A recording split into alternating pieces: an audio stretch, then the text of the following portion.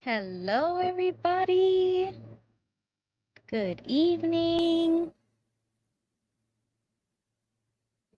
I am going to say hello to everybody really quickly. Hi, Becky. Watch that hurricane is going to be coming your way. Be safe.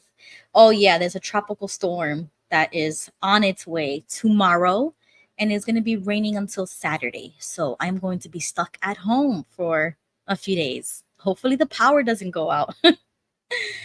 But yeah, thanks, Becky. Hello, Jay. John Marciano, hello. Hi, David. King of Dots, hello. Can I share a 10-minute old view? What do you mean, King of Dots? What do you mean? Hello to 587. Great to have you guys here. Yeah, so this episode is going to be about corruption. I mean, that's what we've been talking about on this, exJW political corner is how the governments are corrupt. What can we do about it? How can we vote ourselves out of this, etc. I believe that we are in deep, deep, deep corruption. And so I was talking to King Tony today. And what do you know? Speaking of the devil, I just said I was gonna describe our conversation. Hello, welcome, King Tony. Hi. How's it going? Everything's good. Look at this one. She doesn't leave me alone. Ah, but she's so cute though. How My old is she? She's baby. a baby, right? She's a little baby. Yeah, my Oh, baby. She just wants attention. yeah, they're cute. I mean, I'm allergic to cats and I don't really like them anyway, but she's cute. I know. You remember the other cats I used to have? They were bad. She's nice. She's nice. Yeah. Um so yeah. What was So this I what was yeah. yeah, let's start from the beginning because we've been talking all day. We've been Mhm. talking all week. We've been talking all month. We've been talking for a long time. And Yeah. so I feel like my brain literally hurts from all of this thinking. Like I told Jimmy, like all the videos that he was sending me, it's like even though it's being spoon fed to us, like, we're waking up little by little, we're like doing our research.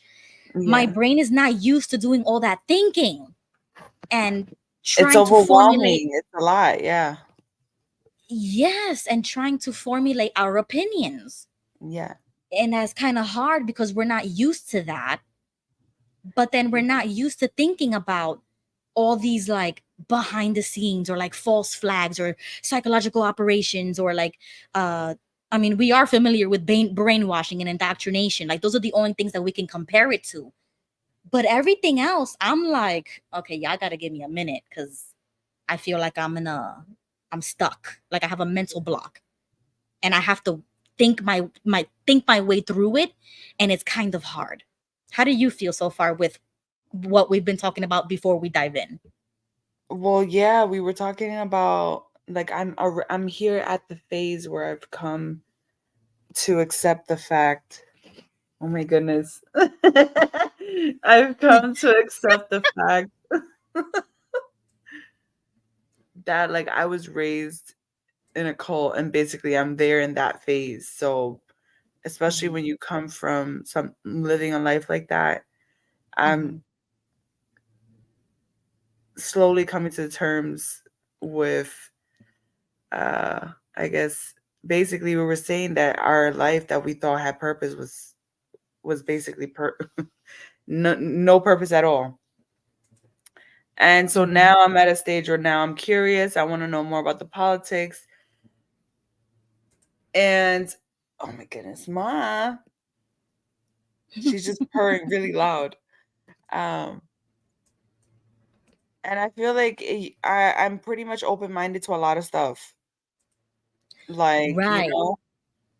We're allowing ourselves to go down rabbit holes of conspiracies and like Mm-hmm. even when it comes to like the P Diddy stuff. Like we're not gonna get into that tonight, but like that was a bombshell. Then Yeah. we're talking about Hollywood, Illuminati, Mm-hmm. rituals. We're talking Yeah. about behind the scenes government, and you were telling me like you've always been persistent in this like worldview that you say. And we've talked about this before. Like everything is rigged. What's the purpose? It's like we're always looking for that I feel like purpose. it always gets back to that because people want to find purpose. People want to have a reason, you know. They need Um, hope for yeah, something. they There's need like a that, and hope. I feel like is that's understandable. But this government is just constantly giving us a false sense of hope. Right, Um, right, because ultimately, what good are they have they been doing? So right. that's how I've been for this election coming because I'm like I could understand certain Mhm, things when it comes to Trump supporters, and I can understand certain things when it comes to supporters, Kamala. mhm. But ultimately, how I feel is that they're both corrupt, and the whole system's corrupt. The whole system's rigged. I feel um, like, do we really have a voice? Can we really make a change? Does our vote really count? Right. And that's where I'm at. But I do want you to kind of explain your reasoning when you told me they always want to make us feel like we have to choose. What if Yeah, because it's just like don't they're giving choose? us those two options and then the third. And it's Mhm. like, do we have to choose? Right. What if we feel like none of them are? At that point, then what do you do? But that's never Hmm. happened. Where like a majority of people stood up for the fact that like you continue to give us these snakes Hmm. constantly, and this is every what 4 years, and so like what's the point then?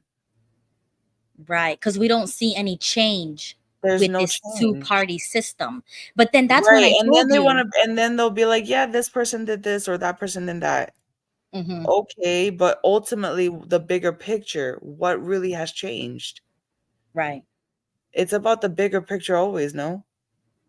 Yes, but but that's what I was telling you. It's like ever since I met Jimmy and I was in communication with different theories, like opening my mind to different things, and Mhm. he's been showing me a lot of videos and like his worldview. It kind of opened up mine. It kind of, Yeah, and then I talk to you, and I'm like, oh, that's the domino effect. It's like we share right. information, we continue talking about it. I do Yeah. this, and then I get other people's perspective. That's what Mhm. keeps it open. But that's what I told you, and I've always felt like this. We need to break away from that two-party system, and we need to promote a third or fourth or fifth Well, option. that's what I'm saying, but it would have to be a majority of people, like, it would have to be a lot of people that can help in some way break the system. Because Right. really, do they really focus on the third party? I'm not saying that they don't have their rallies and whatever, but like whenever elections are around, they always focus on the two main candidates. Right. And like, you know what I'm Because saying? Because that's who they really want you to vote for. It's one of those. not only that, it's Okay. because they have these super PACs that they are backed by millions of dollars that cannot be, normally donated through the conventional way because it's just too much. So they Right. have these super PACs, and then the money gets put into there, and then they Oh, can right, right, use that. right. I get that. Okay. But So still, we need to get rid of that. That was like my right, 'cause my they're first using thing. money as an advantage. Mhm. Jimmy for president. Jimmy for president. Yeah, they're hilarious. They're hilarious in the comments, and I love Jimmy, but sometimes I be telling him like, I just can't go that far. Like I can go I was far. telling you, I can't doubt nothing. Like, Okay, I for get me, that. from where I come from, like I've lived a life where I was like, yeah, right, okay, no problem, sure. And like I'm at the point where I'm accepting the fact that I did live a life in a cult, you know what I'm saying? And Right. even just being able to say that took a lot for me because it was hard for me to acknowledge that. That's huge. for me. And so But we've now, accepted that though. We've accepted that right. what But we now used I'm to think like, is not all there is to the world. There's more to the world there's than what we more. thought. Right. So that's why I try to stay Oh, open-minded. I try to be open to a lot of things. Obviously, you got to be cautious, but it's like you can't doubt it. You can't. yeah. Jimmy says, I'll be on a little later. And Ruby, it's time to Look, go that look, far. look. No, I'll be telling Because him. I don't. it's just you can't doubt it. I can't doubt it. I'm not saying that it doesn't sound crazy. Okay, I get it. Yes. But look at the life I lived. Like that was fucking crazy. That was crazy. Mhm. So that's why I'm just like, you know what? Okay, but how far is too far? Like, have you ever thought about that? I mean, how far Yeah. can you let Um, yourself say, and then you say, you stop and you say, okay, that's reaching, like, that's a stretch. Because that's how I feel. well, I I feel guess like, at different phases in your life, you would know that because when you're in a phase, you would have a boundary. Like, okay, you know what? Let's take it this far and that's it.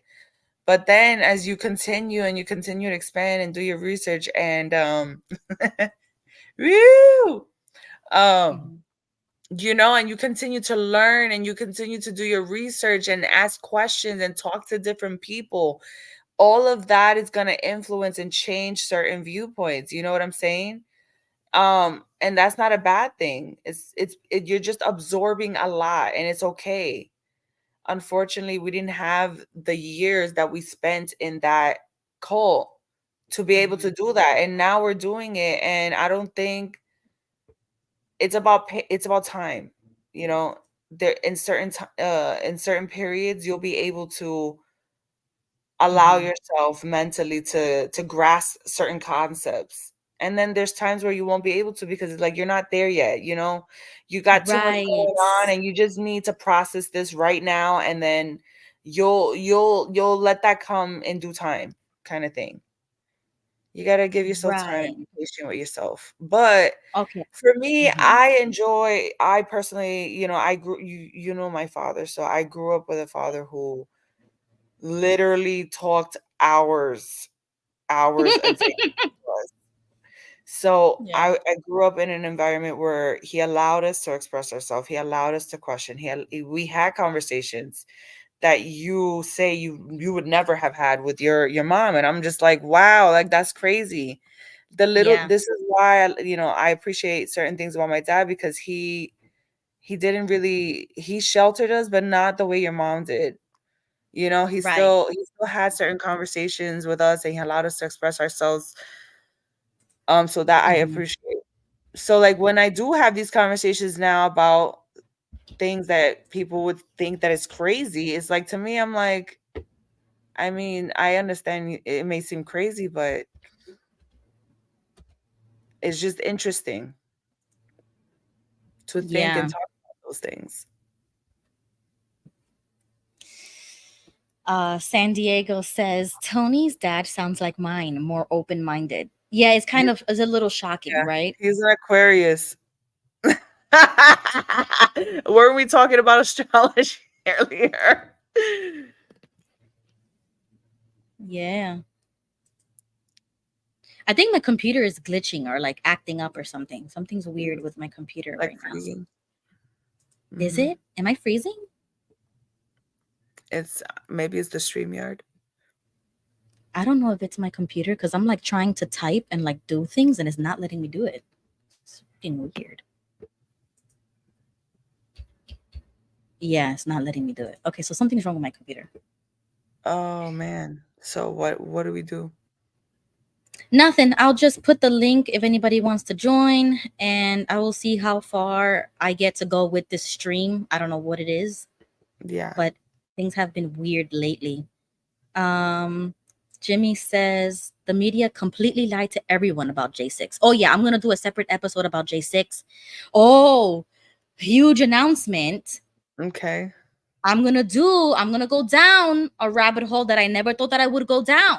This is another UFO type of Oh, conversation that Vern had I was trouble with StreamYard earlier.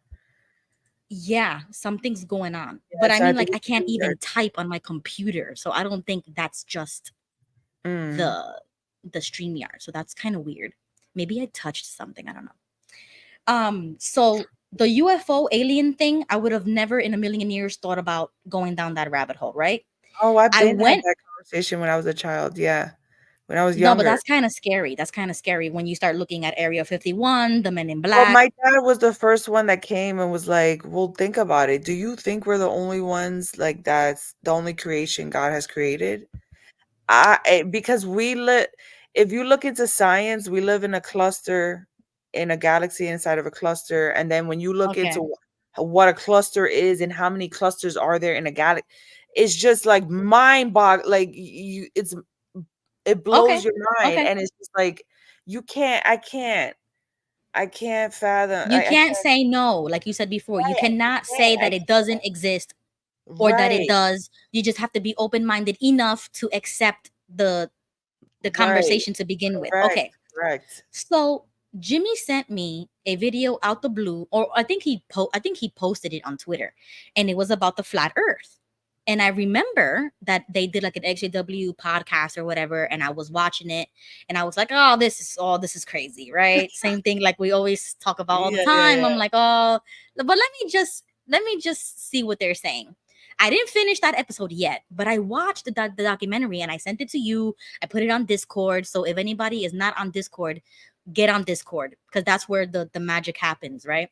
We always share things. Yes. I went down that documentary. I was thinking for days, and then I finally booked the guy that was on that stream and the documentary No, to come that on it's this show. actually very interesting, and it's a lot of points where you just can't help and be like, "Oh, that kinda makes a little sense," but Then you know what I'm But saying? that's Like, scary. When it things start making sense is a little scary. Like I don't know if that yeah, even makes sense, but in my mind if everything um like if there's a little element of mystery or a little element of, well, let me get back to you on that. Let me research. That's the mhm, JW conditioning, right? It's like you always have to like leave a cliffhanger so that you can come back and follow up. But if everything starts to make sense and then there's nothing else to do, I kind of feel like that's scary. You know what I'm saying? Like, I don't know why I feel that way. Like, stability is scary sometimes. Like, if it's not dysfunctional or toxic, then something's wrong. Like, I don't know. Is that just me? Am I messed up or something? Like, I don't know no. what it is.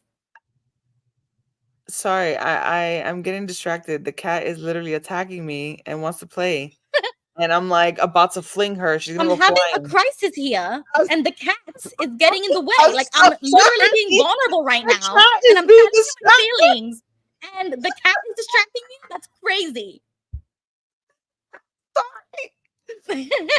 Yo, she just, like, attacked me. Yeah, but I get it 100%. I guess it doesn't affect me in the way it affects you because, like I said, you were a lot more sheltered than I was. So, um, Right, right. And then some of the comments are here talking about that subject. He said before Rockefeller hijacked public education in the 1920s, children were taught about the ether and flat Earth. oh That's what gets man, me. It's like they've changed Jimmy, what are things. you doing? It's in the documentary. That's what I'm saying. I I like that know. documentary. It killed me a little bit inside because I was like, no, like But then we were going into like the Bible and like how Mhm. there's a scripture. There she comes. She's coming. I'm sorry. Give me 1 second. Let me deal with her. Let me Lord deal have with her. mercy. Okay. That we were saying, like, the Bible is a scripture that says that the earth is round or It's whatever. it's a sphere, And right? Somebody right. put the scripture And in the chat for me, please, because I can't even use my computer for some reason. I need yeah, that and scripture. are you waiting for the scripture? No, no, no. I'm just letting them know that they could post a scripture for me if somebody has it, Oh, because I okay, can't use okay. the So laptop. I then can't use the I was computer. saying that if you really think about it, that was a man-made book. And if you believe that, I personally believe that religion is a business basically, and it's just a tactic that the government uses to distract the people, which that's just my personal opinion, because I don't believe you need religion to have a relationship with God. I think that that's just another way to control a majority of people. And again, Mm-hmm. I feel this way now because of everything I've gone through. Right. But Right. um aside from that point, what was I gonna say? What were you just talking about? That That it rocks my world view yeah, because so it's like okay, it's like you're introducing a new element, a new piece of information that we have not been exposed to, so that kind of rocks your worldview. That's why I put this title about a discussion. What can you do yeah. for your country? Like, what can we do for the world if what we thought the country was, or what we thought the government was there for, is that's not the real reason why it's Oh, there, or yeah, it's and not that the working for what scripture it's was a supposed to do. man-made book. Like, how do Right. we know that that was a book from God, right? Mm-hmm. Um, because basically it says that the earth is a sphere. Right. Okay. And so we're Somebody put a supposed scripture. Isaiah 40:22. So we're supposed to believe that this book is a book from God, but Mm-hmm. then that video is saying that the earth is actually flat. So what are we to believe then? That's my thing. That's what I tell Jimmy all the time. I'm like, so if everything is fake So this or is what I'm rigged, saying. then what do Right. we have faith in? What do we And believe in? How do you know? I'm dying that's why over we here. say we're living in the Truman Show. Yo, you need to get into that in a second. But let me look up the scripture because I need to read this for myself. We're Okay, living in the Isaiah Truman Show. 40, verse 22. Okay, Yeah, it says, and this is the Orthodox Study Bible. You have a okay. Bible? You have a Bible?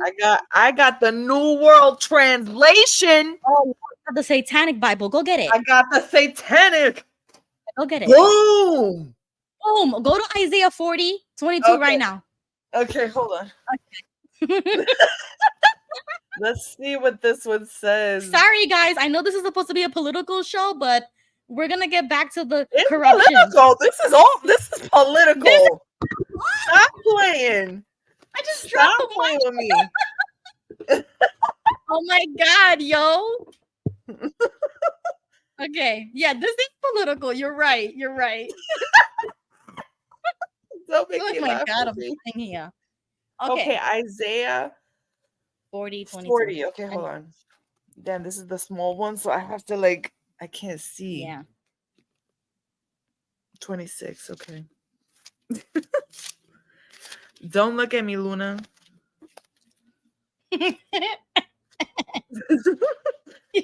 Okay. 40:22.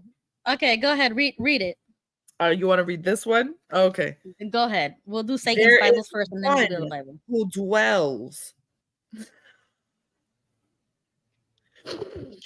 There is one who dwells above the circle of the earth, and its inhabitants are like grasshoppers. Mm-hmm. He is stretching out the heavens like a fine gauze, and he spreads them out like a tent to dwell in. So basically, the first part is there is one who dwells Mm-hmm. above the circle of the earth. Okay, let me I read have this one. never. They definitely changed that in the new Bible because I don't think the old translation had that written that way. The old New World Translation? Right, the old one. The red and the black one. Yes. Okay. Yeah, It this is definitely how this said it is. completely different. This is the newer. Okay, okay. My Bible says it is he who possesses the circle of the earth, and its inhabitants are like grasshoppers. It is he who stretches out heaven like a vault and spreads them out like a tent to dwell in. Hmm.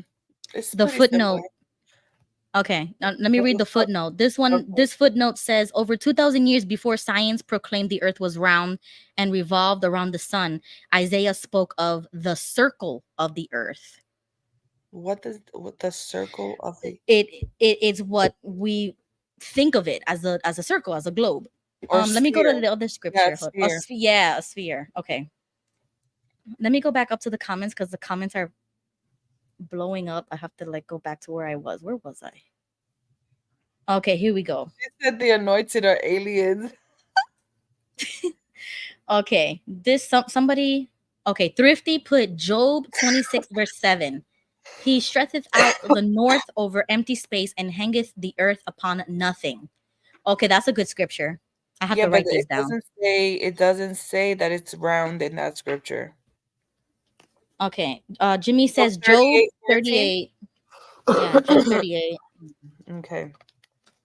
Job. Oh my goodness, where's Job? I Job haven't seen a Bible in so long. is before Psalms, Psalms, right? before Psalms. 38:14.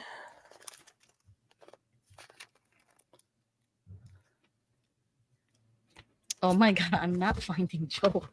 This Before is Psalms. When crazy. you find Psalms is right No, before I Psalms. know, but in this Bible it has Maccabees. It doesn't have uh I'm like I'm struggling here. Hold on.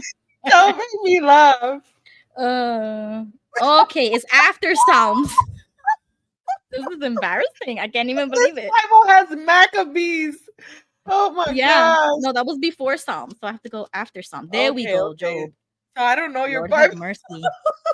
Lord have mercy. I Go to can't the even believe table it. of contents. Okay, 38 verse 14 it says, "Or did you take clay of the ground and form a living creature and set it with the power of speech upon the earth?" Okay, maybe my Bible has a different. Okay, I'm gonna read mine. Okay, He go said ahead. 38:14. Yeah, 38:14. Job It 38. is transformed like clay under a seal, and its features stand out like those of a garment. Mm-hmm. All right, Jimmy. Jimmy, Yeah, he gonna have to explain that one. We're gonna tell wait for us him. what you're trying to say. We got two He's different speaking in scriptures here. code. What? You sure you And were reading the Maccabees? Stop playing. and Lucy says, "What the hell did I drop in on?" I don't even know what's going on here, Lucy. I don't know. I'm No. sorry. We're gonna talk about corruption. We're gonna talk about the government, how corrupt it is, and what we can do. If anybody has opinions on what you can do to combat corruption, hop Yeah. on the stream and let us know. Yeah, yeah, yeah. Okay, Circle yeah. doesn't mean globe. That's true. But Hmm. that's what I'm saying. The circle of the earth.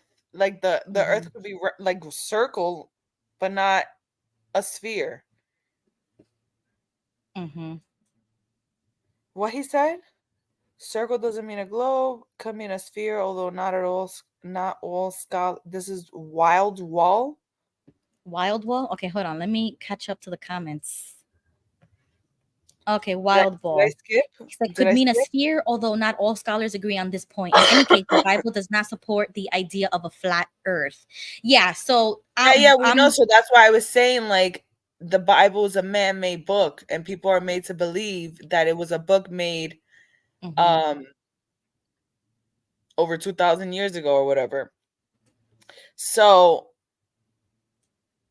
and then mhm, I was telling you, Ruby, that you mhm. know the prophets were also imperfect human beings as well. They were not perfect. Right, right. Um, so the book I think could have been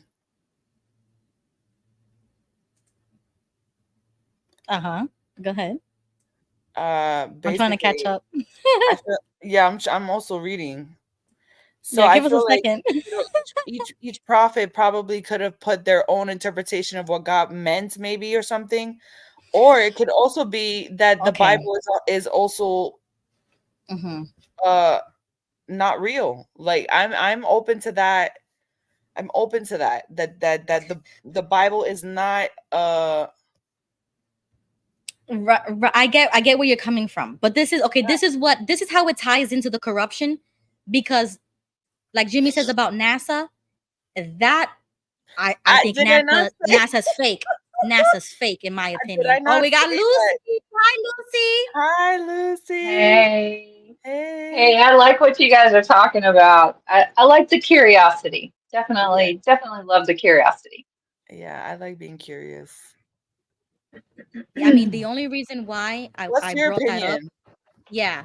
Well, we don't really have to dive into it because I want to Yeah. keep the relevance towards corruption, but I think that ties in with how the government lies. They don't tell us the truth. They're not transparent. They have these treaties and these pacts that don't allow us to get the Mm-hmm. truth, and Yeah. they hide it from us because they're trying to control us. Yeah. Okay, Lucy, go ahead. Well, I mean, part of I agree with part of what you say, but maybe not for the same reasons that you do. Governments do um, desire to control their inhabitants, but it's for crowd control, right? It's Yeah. easier to control people who are passive. Our government got away with lying to the people like over 100 years ago, and it got out of control. Like, okay, so the rule. So let's put this in perspective, and I like talking in terms of philosophy because it keeps it real, keeps the emotion out of it, right? Yeah. So, like, there's a law that says that you cannot, if you yell fire in a crowded mall or a crowded theater and there's no fire, you just did it just to get a reaction out of people, you can be charged with a crime because people could potentially get hurt in that scenario. And that happened because of one incident, right? It was sparked by one incident, one or two incidents. Mm-hmm. And some people can say, well, that's the government overreacting. That's the government, trying to take my rights away and stuff. Well, if people if people thought for 2 seconds that if yelling fire in a crowded room and then watching grannies get trampled to death is funny, then I'm sorry, I don't want you in my society. I don't know how to I don't know how to say it any nicer than that.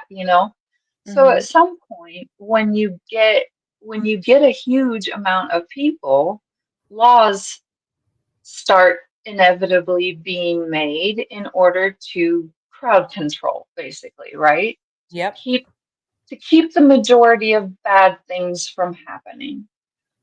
Right. Um, but unfortunately, the what Ruby has on deck for us to talk about is the ultimate conclusion of too much control, right, leads to corruption, right? Mm-hmm. So we move from let's not yell fire in a crowded room all the way to the US is going to Nicaragua and taking out their leader and leaving their country in mayhem. So Oh, we have a look at this. yes. Wow. I'm listening to you, Lissy. Yeah, no worries. It's there's a fine line there between crowd control and manipulating people so that they are hurt. Wow. Yeah, that's why I like to have different people come on to give like Yes, that it's that needed. perspective, because me and you talk and we say those types of things. And Lucy is actually Green Party. So she also doesn't believe in the Republican or like Democratic two-party system. Okay. So she's yeah. Coming from. I'm like, we should be thinking outside of that box. Like, why do Well, they always yes. want to put a box?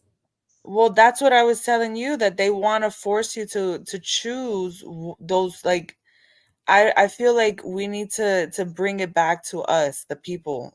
What do the Yes. people really want? And they're forcing us to choose who they want. And I feel like that's giving them the power that they already have. Like, you're just falling right into like what they want you to do, you know? Hmm.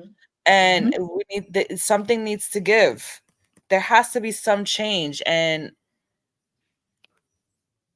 people can debate on who's the best candidate all they want, but ultimately, like I was saying, I believe that no matter who you choose, nothing is going to change, and the bigger picture will remain the same, where we need people to wake up and see that not falling for what they want us to fall for, not forcing us to choose the people they want to choose. They want us to choose, figure out another option, an alternative solution to bring some type of order and peace to this country. Agreed. But what if the only way to do that is to Mhm. dismantle what we have now and rebuild? But that kind of sounds like build back better. Like it kind of sounds like a little, I don't want to sound like an anarchist or something. Like I don't want to sound like that. But I just mean like maybe certain things have to happen for, like you said, people need to wake up, and then they need to start voting differently in larger and larger numbers. And that Mhm. kind of forces the system to change because the people are changing. But for But so many right, decades, it hasn't exactly. changed. I feel like we have power in that aspect, where if a group, like if we got people to get on the same page, to open their eyes and see how we are basically the puppets. Like, how the Bible says that Satan is like using the puppets to try and distract. We're the puppets, and they're the masterminds moving us and making us feel like we have power, but really we're not. And that's how I see it. Okay. And that's when you said the Truman Show. It's like And everything was that's why fake in his world. because right, He look was at in the a food, dome. fake lettuce, fake food, fake fruit, fake. It's like nothing we ingest, nothing we eat is really. Hmm. It's just getting worse and worse. It's getting worse and worse. We Right. can't even Okay. afford to buy food. It's just there's so many things. Exactly. Yes, yeah, I agree with you. I I I hear the desperation in your voice, and I know that, going into every election year feels a little chaotic, I guess is the way to say it. Yeah.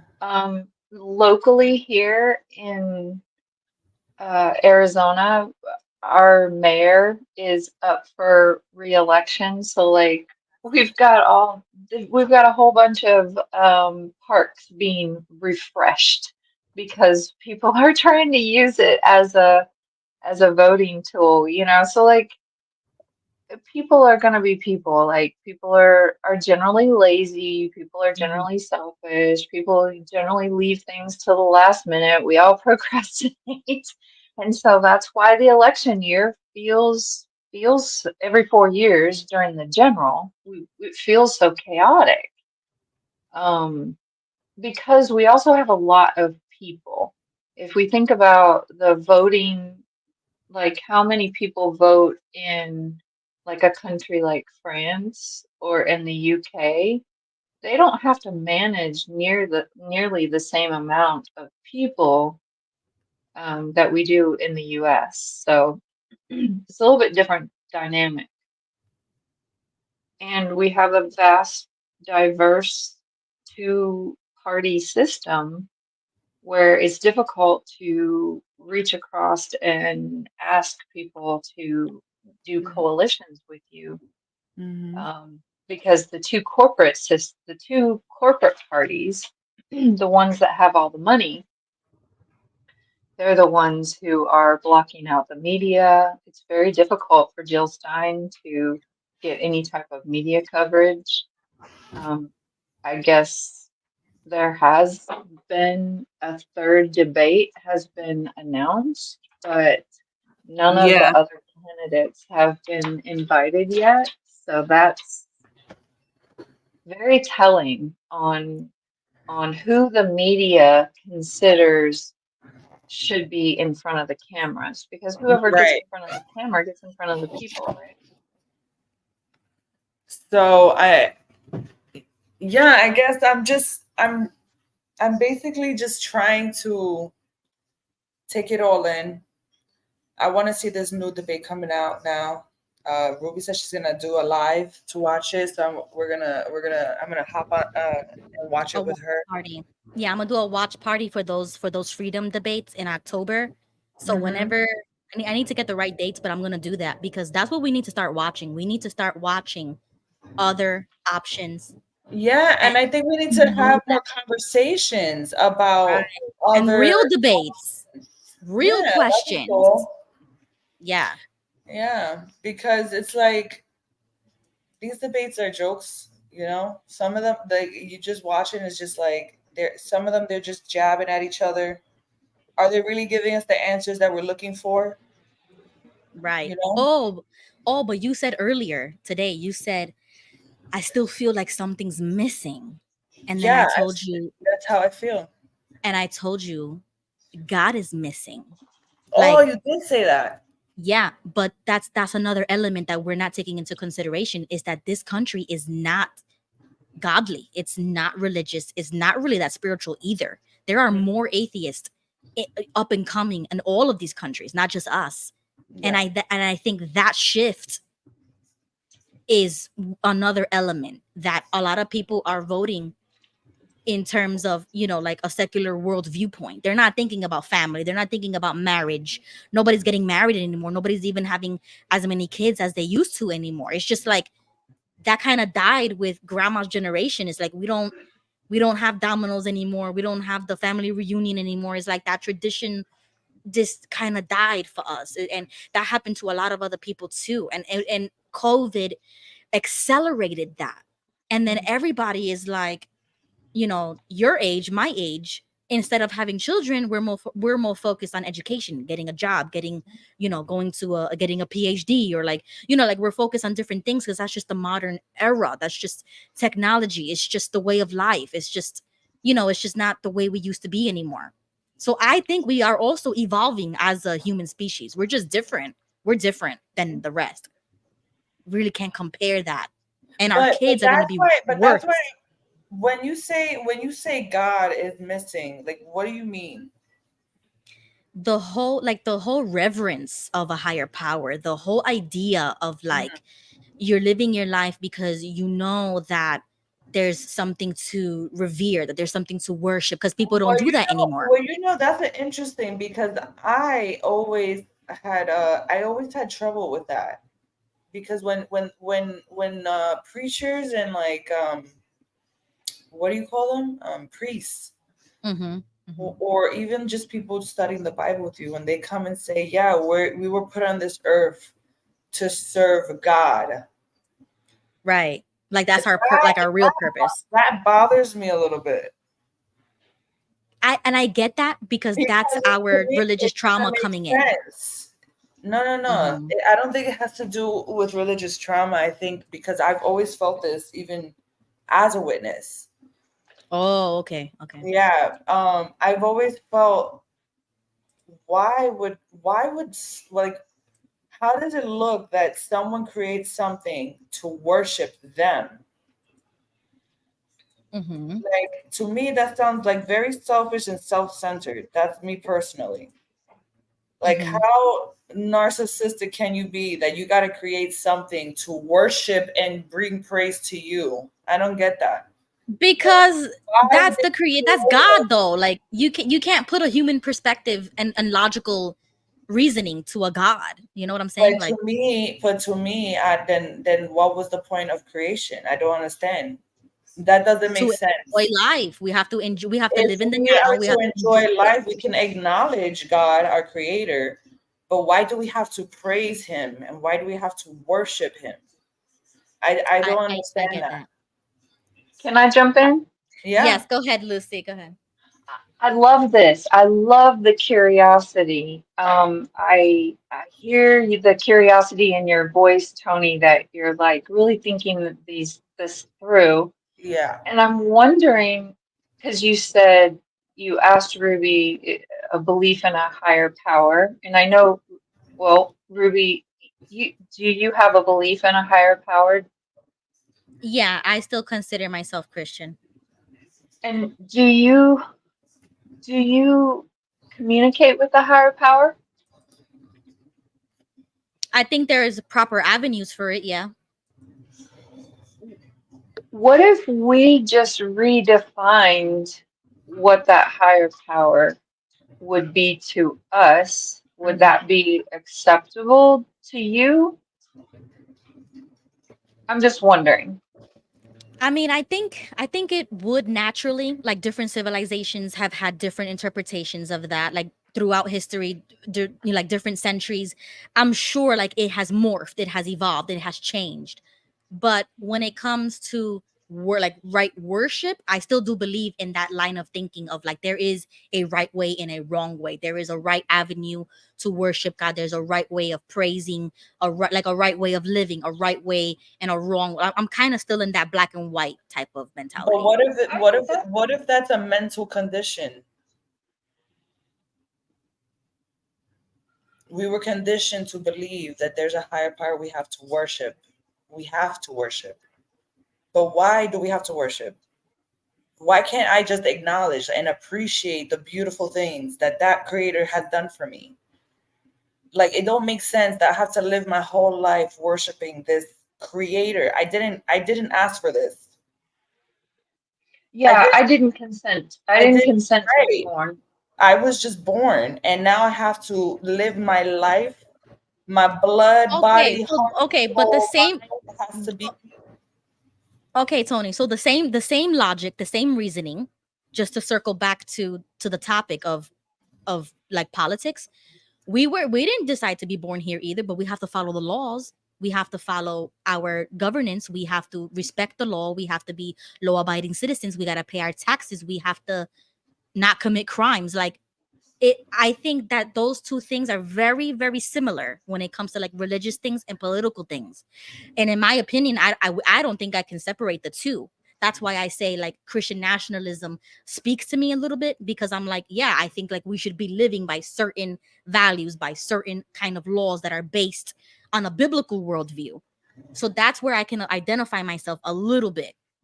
I agree to a certain point. I agree to the point where I don't think you need the Bible. I think you can acknowledge God and you can still abide by those policies and rules and respect them, because I understand like there has to be a basic set of rules, like don't kill, don't hate. Like I get it. Okay. We know that now. Why do we need that Bible? Why do we need that organization, that religion to So why prove do we need laws? Why do we need police? Why do we need a government? Why do we that's need a to maintain president? the order in this world to maintain, but that God put them in place. So that's what we have. We Okay, have and like that. Thrifty says, we have free will, right? That's another element. We have free will. If you disobey God, there's consequences. If you disobey the law, there's consequences. Go ahead, Lucy. Raise, oh, well, raise your hand in the chat. Who thinks we do not have free will? I'm curious about who thinks we don't have free will right now. Who thinks we don't? Yeah. Oh, how do you raise your hand? So you No, no, you they would know have to how to raise comment. it? Oh, that was a She's just saying it to the oh, chat. you just Yeah. say Yeah, No, I because think the we. free Yeah, will go ahead, thing. Lucy. Because I don't believe that we have free will. I think that we were, from the time we were born, whether we were born in a cult or not, we were indoctrinated into the culture that we were born in. And so we have certain belief sets that we start our life out with. If Mhm. we were raised by humans, we are taught what the humans believe. So if we are born in Bali, we believe in some sort of, a Hindu religion. Or if we're born in South Africa, we believe in, like, they have a really strong belief in their ancestors and like their grandmother worship and stuff. Like it's really beautiful. It's a And it's a beautiful spiritual culture. thing too. That's how I Yeah. feel. Like, like the earth is alive. The Yeah. spirits. You know what I'm Yeah. saying? That's how you know God's real. You know? And that's just how I feel, and that's how I view things and I see things now. Like, And I've somewhat felt that way even as a witness. Like I've always questioned these things, but you can't really verbalize those those thoughts. I agree with that, but that's why I ask people, especially Christians and people like Jimmy who believe in certain ideologies that like there is hope to come, that there is change to come, like they believe in a better future and things like that. What I say is like, so why allow all of this evil? Why allow suffering? Why allow corruption? Why Mhm. allow these institutions to create crimes against humanity? And who's gonna be like the Superman? Who's gonna be the Iron Man? We need the whole freaking Marvel, Right. Avengers right now. Like no, for real. Like when you go down those Oh, rabbit holes that I was I telling like you, Thrifty's comment. She said, "For me, being forced to worship is not honoring God," and I right? agree with that. When I worship, it's because I really feel it in my heart, and there is a Meets love right, there. exactly. That was my issue with like going back a lot of the times, like back to that, because I had to feel it in my heart, and I wasn't gonna be a hypocrite to myself, to God. Like I wouldn't do that. I wouldn't just go back to talk to my family because it has to be about my relationship with God, you know? Right. Okay. So if you take God out the picture and Mm-hmm. you replace that with the world, with governments, with the spirit of the world, like we're familiar with these phrases, but I still believe in that, like worldly things, Hollywood. It's like you see the evil, you see the satanism, you see these people, they are not like underground anymore. They are out in the open saying like I worship Satan and stuff like that. You know what I'm saying? Like that, what we're seeing today, I've never seen that before. So that's why I say like when you take God out the picture and But everything else comes mm-hmm. up, it's like that's what we can like agree on. Something is missing. And for me, it is like that like unity that we used to have. It was like everybody believed in one thing, everybody was American, everybody was patriotic, everybody was, you know what I'm saying, like after 2001, 9/11 and all that stuff. It was just a different world, it was a different feel. I don't feel like that now. I don't feel like the government is supposed to be, like looking out for us, taking care of us. No, they're spying on us. They they got us on a list. If you say the wrong thing, they do FBI raids on podcasters who are, right leaning. You know what I'm saying? Like you start seeing this, and it's a little scary. It's a little scary.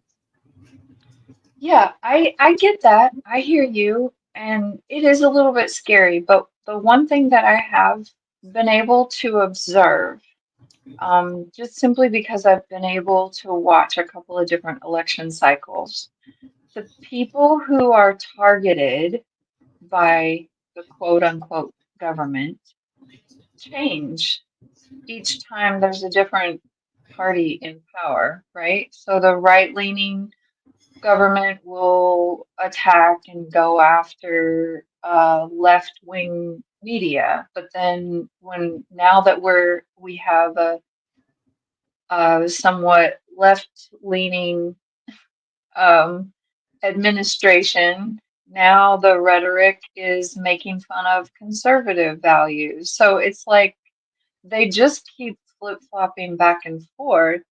Um, it's but they are basically just trying to keep those of us who actually need to be able to use government services, those of us who actually would volunteer our time and do the things that need to be done to keep a civilization running, they just want to commodify it and put a price tag on it and sell it to us. That's what I observe. I try to follow the money. I try to see who, because whoever is spending money on an election cycle, that's who wants to curry favor with the next administration. And since I Right. don't I don't personally agree with the values of either BlackRock or Blackstone, I don't want to vote for their candidates. I want to vote for a candidate who believes in the values that I value. Now, it doesn't mean that my candidate's going to win And it doesn't, unless I can convince, all of you listening to vote for my candidate, it's not going to change, right? Because That's change what Tony is happens, saying. Yep. yeah, change happens very slowly. Mm-hmm. Um, Change that happens quickly is often violent and bloody. Mm-hmm. And that's not necessarily the world that I want to live in because I have children living in this world and I don't want to leave that type of a world to them. Mm-hmm. But I would Right. choose to be in spaces with people that I don't necessarily agree with so that we can talk through these things and we can come to an agreement and decide how we want our community to move forward. Mm-hmm. Um, if we had the answers, we would have already fixed all of our problems, right? So now, instead of just fighting with our neighbors, my personal, humble opinion is I would rather reach out to my conservative cousins and ask them, how do you want to Yes. how do you want to deal with the debt crisis? Mm-hmm. Exactly. And that's the communication. You always have to keep that open if you want change, because once you stop talking, we're never going to see any change. It's just never going to Yeah, happen. yeah, And it's also the deep state, the corruption, like everything, all these past episodes that we've talked about. Mm-hmm.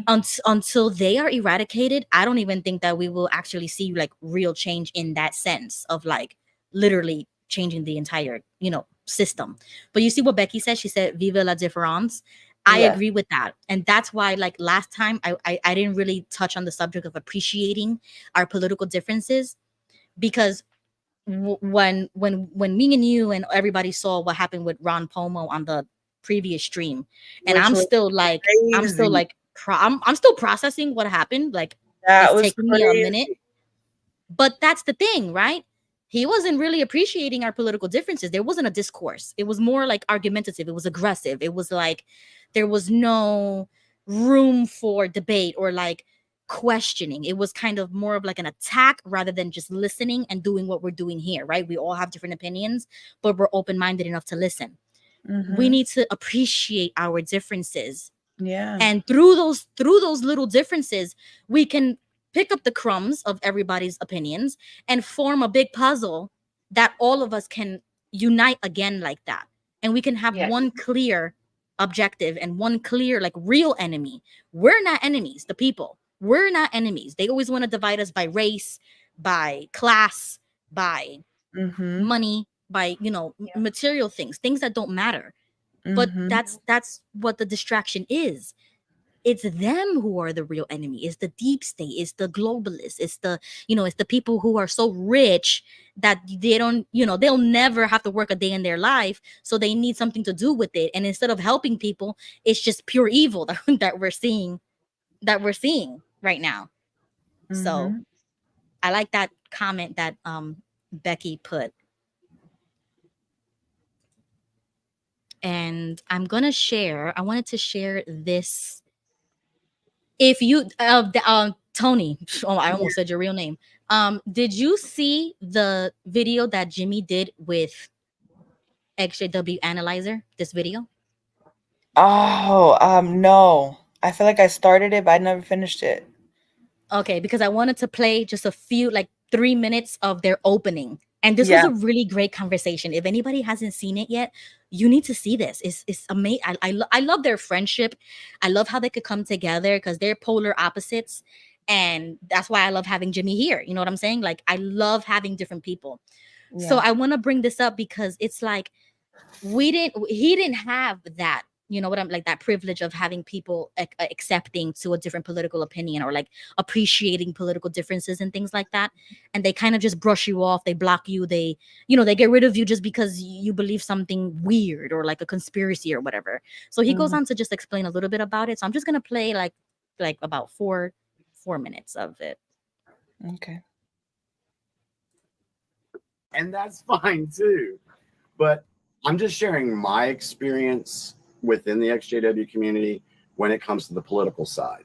When I decided, and we're going to talk about our paths, But when I decided to bring political information into the XJW community because I wanted to help people understand this stuff, I faced a lot of backlash, a ton of backlash. Yeah, I remember that. I mean, I had even people that I thought were really good friends saying, Jimmy, you shouldn't post that. You shouldn't say this.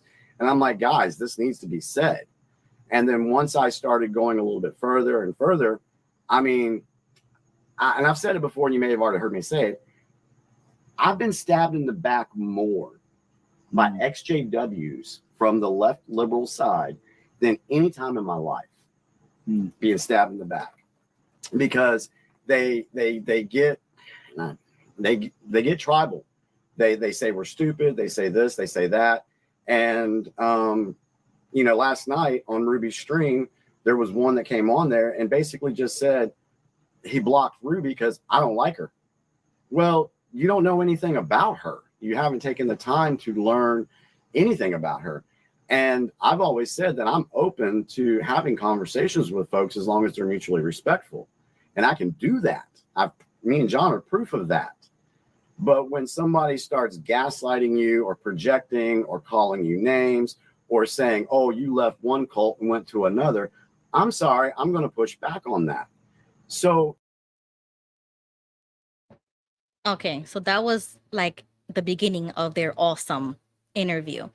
And that's exactly why I created this space. And people told me, oh, don't even go there. Don't even do that. And I'm like, yeah, but we got to do it. We have to. Even if it's uncomfortable, we have to do it. Or else we wouldn't get our ideas out there. And it really would be an echo chamber. And we'll just believe whatever we believe. And we wouldn't like talk to people. And then you start realizing more, especially older people. Like I love talking to people who are older than me because we're new to this. We're brand new to this. We're just speculating. We're throwing ideas out there. We're like, okay, maybe this does exist or maybe this doesn't exist. We're still testing our worldview, and that's very shaky for me right now. Like one little thing, hairline, can really like switch it up for me. Like you said, the Truman Show. Once he stepped out of that, he was finally living a real life. Once we stepped out of that and we stopped thinking of just this JW closed mindset, now I'm open to literally everything. And then it kind of hurts my brain physically. And I'm like, oh, I got a headache because I'm thinking so much. I've never thought this much in my life. But then when you realize how much corruption there is, how much evil, it kind of gets you a little like depressed. Like, where are the good guys? When is Jesus coming back? Honestly, because he needs to come back. Like, that's how I'm thinking. I'm like, you know, when he said you will see these signs at the end of the times, right? Because you told me, Tony, you said we are living in the phase of however long that's gonna take of the last days. We don't know how long it's gonna take, right? But then that's when I told like WDH on the other streams, I'm like, but right now we have to live in the present. What are we going to do right now with the resources we have now, with the freedom we have now? We cannot take it for granted. Like I told you, we have to vote.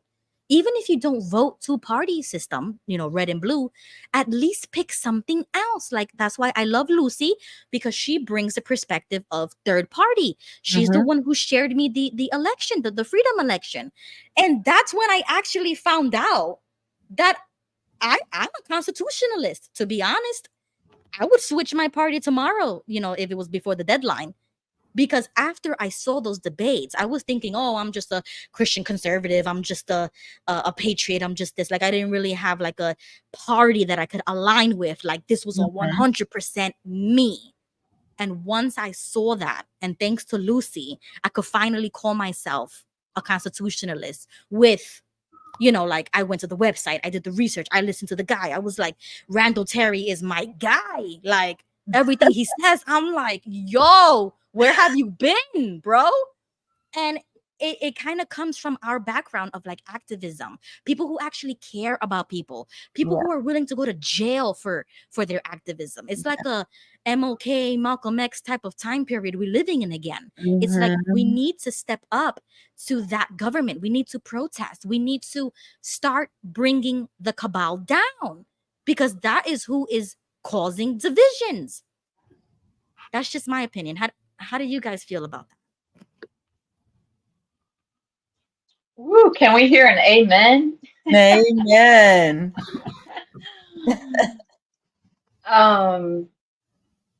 Well, I can tell you that Jill Stein was helping the students, I think, on the Iowa campus, and she ended up going to jail. The police officers arrested her. They were protesting the massive amount of money that the U.S. is sending to Israel to bomb Gaza. And so she's a person who puts her body on the line, and she's willing to do that kind of stuff to make a statement that we have to stop these endless wars. Um, I don't want any more children to die. Just like Right. you, Ruby. I want your children to grow up in a safe and healthy and educated life. And I want the same for Tony. I want the same for Jimmy. That's what I want. I don't want anyone to feel forced over. Mm-hmm. Right. Welcome, Jimmy. Hey, Jimmy. Good evening, everyone. How y'all doing? Good. Hey, Doing good. is the feedback okay? Because it's raining out here and I'm in the cage and it's a metal roof. Is there too much background sound? No. No, I can hear you fine. Okay, well, that's because it kind of slowed down on the raining. But if it does pick up again, I'll mute myself or whatever. Okay. Y'all doing all right? Yeah. Yeah. Has your brain recovered any, Ruby? Yes, but I am having anxiety. Like I'm having mental blocks. Like I'm noticing the symptoms of waking up again, and it's coming back. And that's why when we talk, I told you it physically hurts to think this Yeah. deeply and to open my head. And it's hurting, but I can't ignore it. I cannot regurgitate the red pill and throw it out. It goes down and again and again and again. It's like it happens. It just happens. And then I talk to Tony and she goes, "Oh, it's rigged." Yada. And I'm like, "No, bro, you gotta understand. Like this is what happened." And it's just so much. But that's why I said we need to tackle them. They are the enemy. Once we get them out, the evil can stop at least, because they are the ones who are producing this evil. They Yeah. worship the devil quite literally.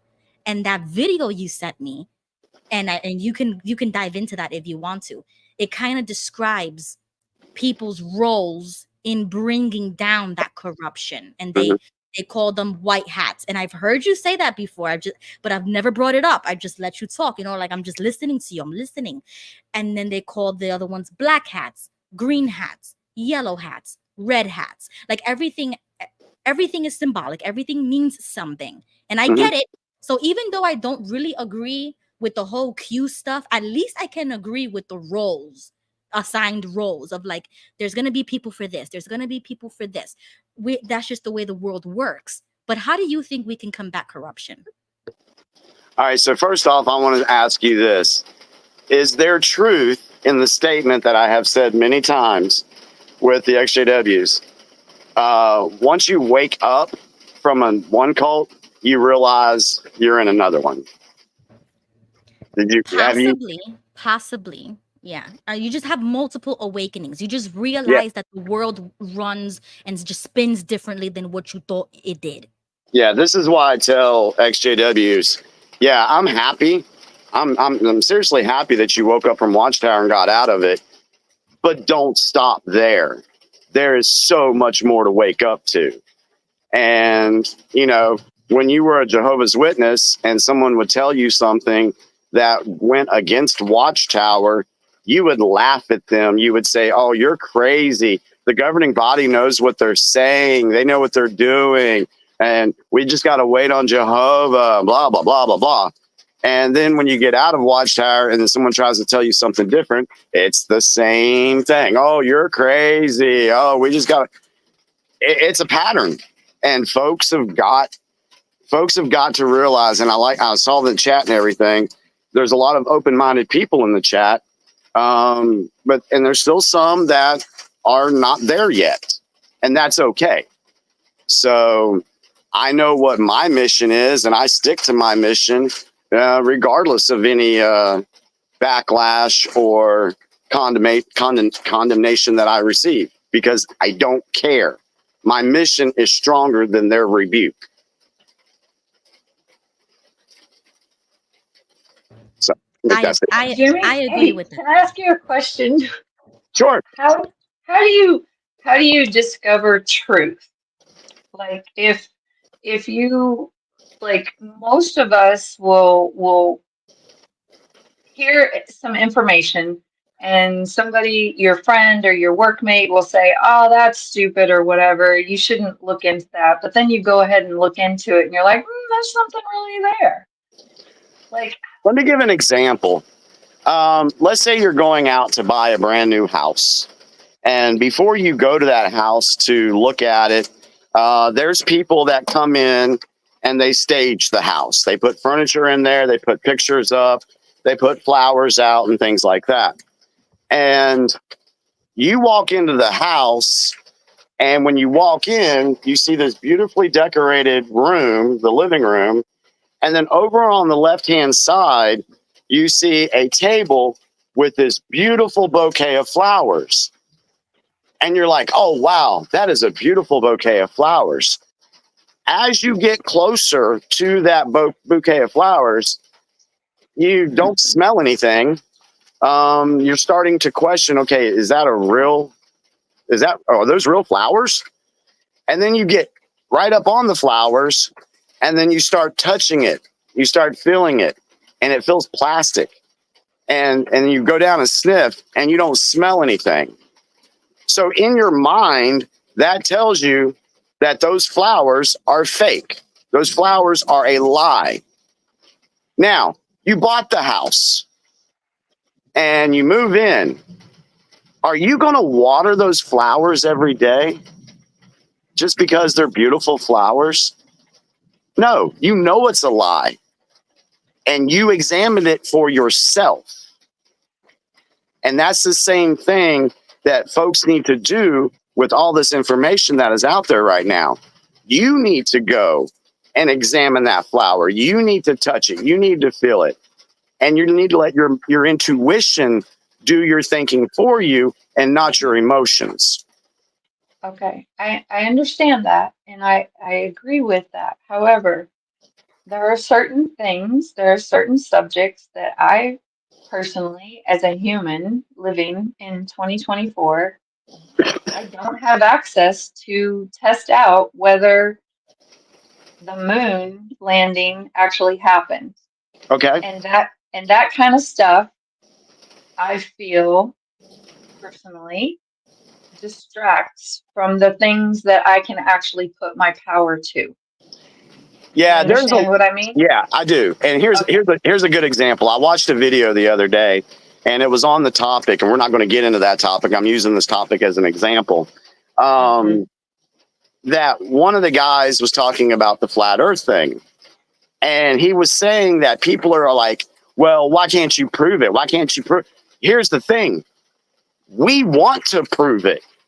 They're just not allowing us to go visit Antarctica and travel across the ice wall to see if something's on the other side. We can't prove it because they won't let us. Do you know how many people, if we were allowed to, would make that trip to prove it to everyone? They're I not. understand. I So, understand. so what I'm saying is they have put out so many lies on whatever theory, whatever conspiracy theory you want to talk about. They've lied literally about everything, everything. And so that's the first thing that folks need to put in their head or examine for themselves or whatever. They need to come to that conclusion that we've been lied to about everything. Now, since we know that, let me go and do some research and let me find out what the true information is. When it comes to the moon landing, why do the astronauts have stars on the Walk of Fame? Why did they destroy their technology back in the 70s and say, oh, we can't go again, which our technology is much more advanced today than it was back then.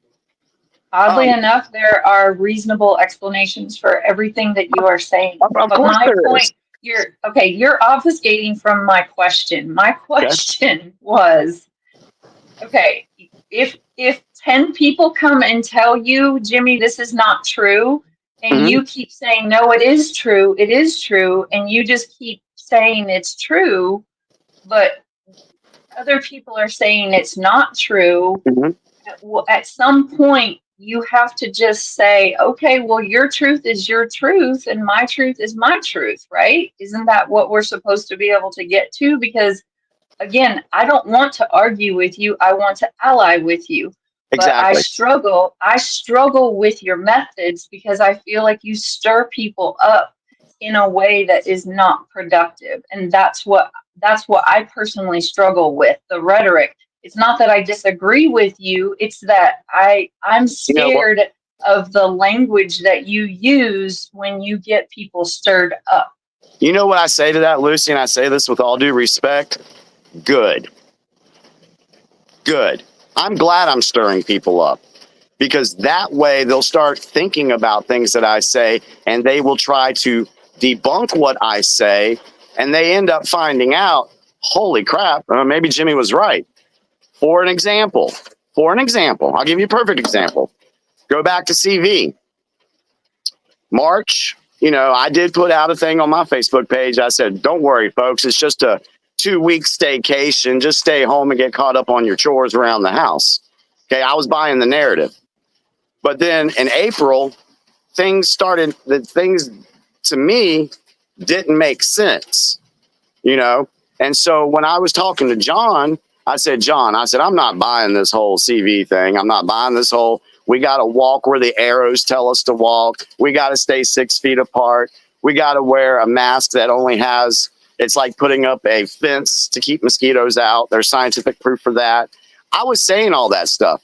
And I was like I said in the video that Ruby played a little while ago, I was getting tons of backlash. What has happened since then? The information has come out. The scientific evidence has come out, proving that what I was thinking about in April of 2020 was correct. Now, at the time, all I can say is my intuition was helping me with that. Just things didn't make sense. I didn't look at it through the mainstream media lens. I didn't look through it through a political lens. I used some common sense. And it just didn't make sense to me. And if something doesn't make sense to me and I see a pattern of it not making sense, then I can honestly believe in my heart that that's a lie. Okay. And so I understand. Can I rebut?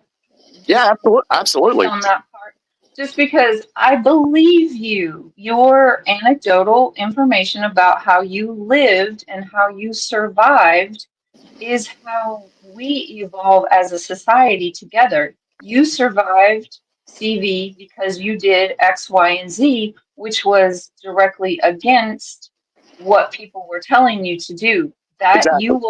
you will take that information and you will then give that information to other people and they will do different things with it. I survived CV as well, but I survived a different way. And I think you and I have talked about it. Now, knowing what She cut out.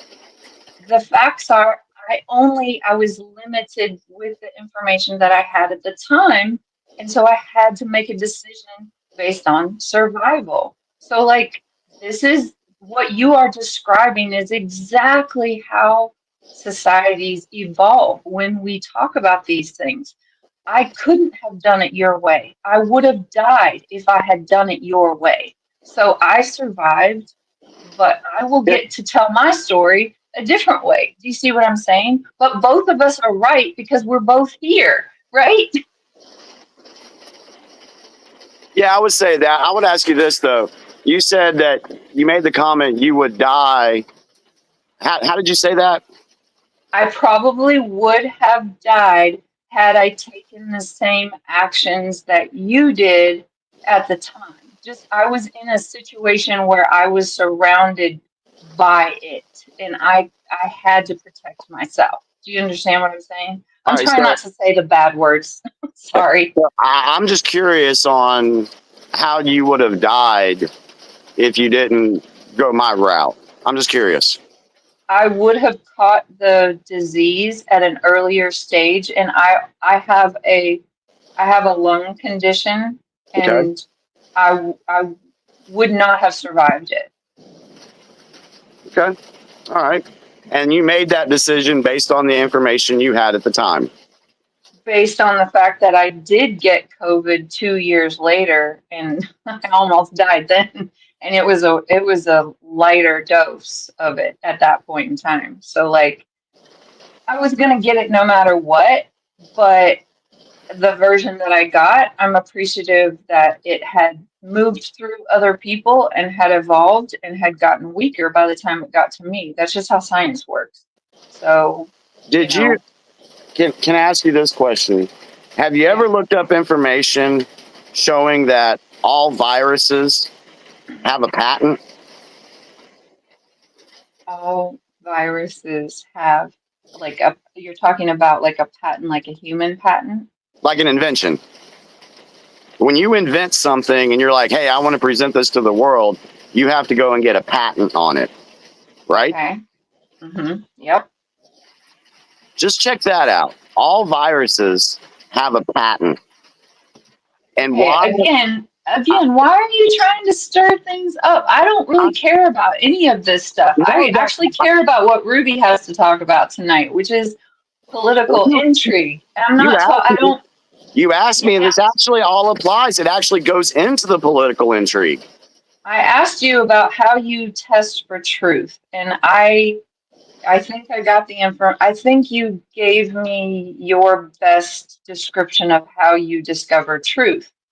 One However, thing to add on to that, Lucy, to add on to how I discovered truth, mhm, is I spend hours researching stuff. And I did it back in 2020.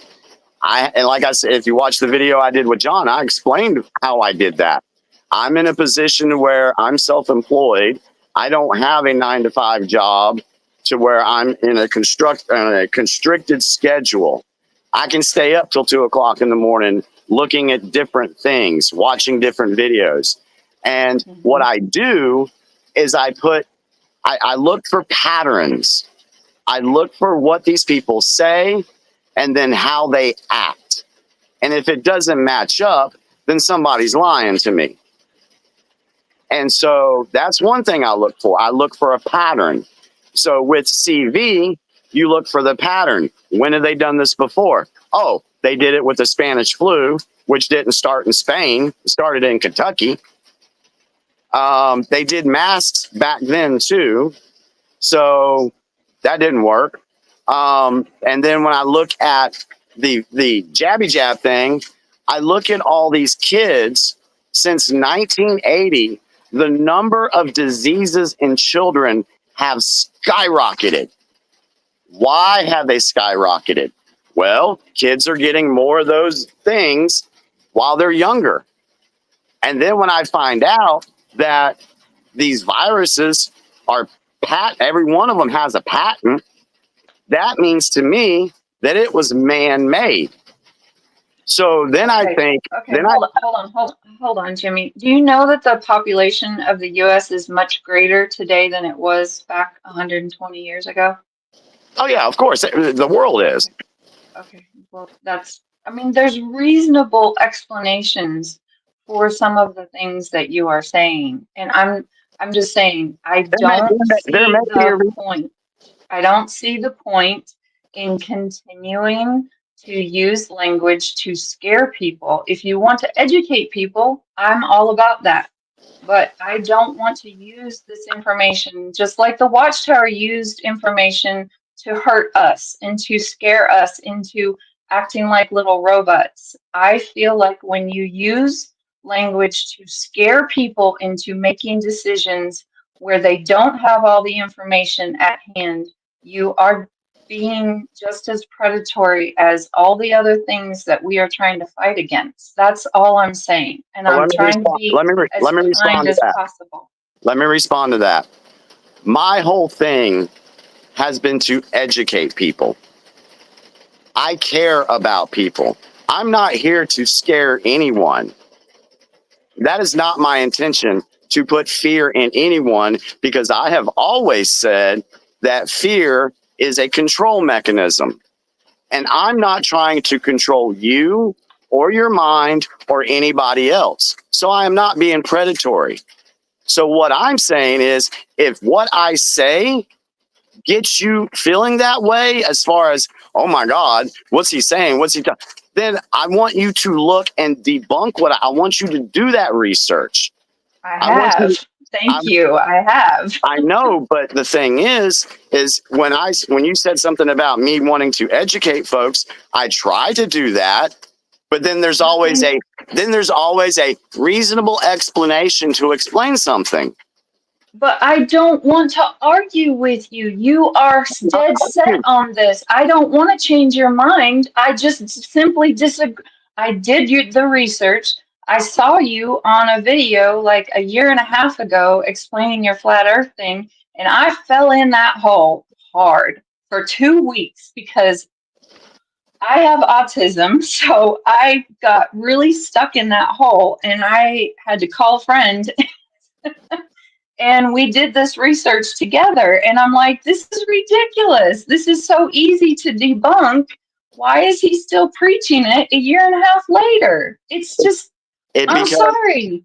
It's so easy. It depends on where you're getting your research from. If you're doing all your research on Google, then you're being misled. No, I'm not. If Again, you're doing, I don't if want you're doing, to if you're, argue with I know I'm not. This is Yes, a you help. are, because now you're questioning my resources. I'm not, in No, your mind, you're still a JW. You won't let me have my opinion. I'm not trying to force you to believe the same way I am, Jimmy, but you are trying to force me to believe your way. no, I'm not. No, I'm not. Have I ever told you, Lucy, I want you to believe the exact way I do? But Have you're I? arguing with me. You're telling I'm me not. my resources. Like, Okay, why so can't let me we ask just you this. say, When it comes to Google, has it been proven that they have a left-leaning ideology?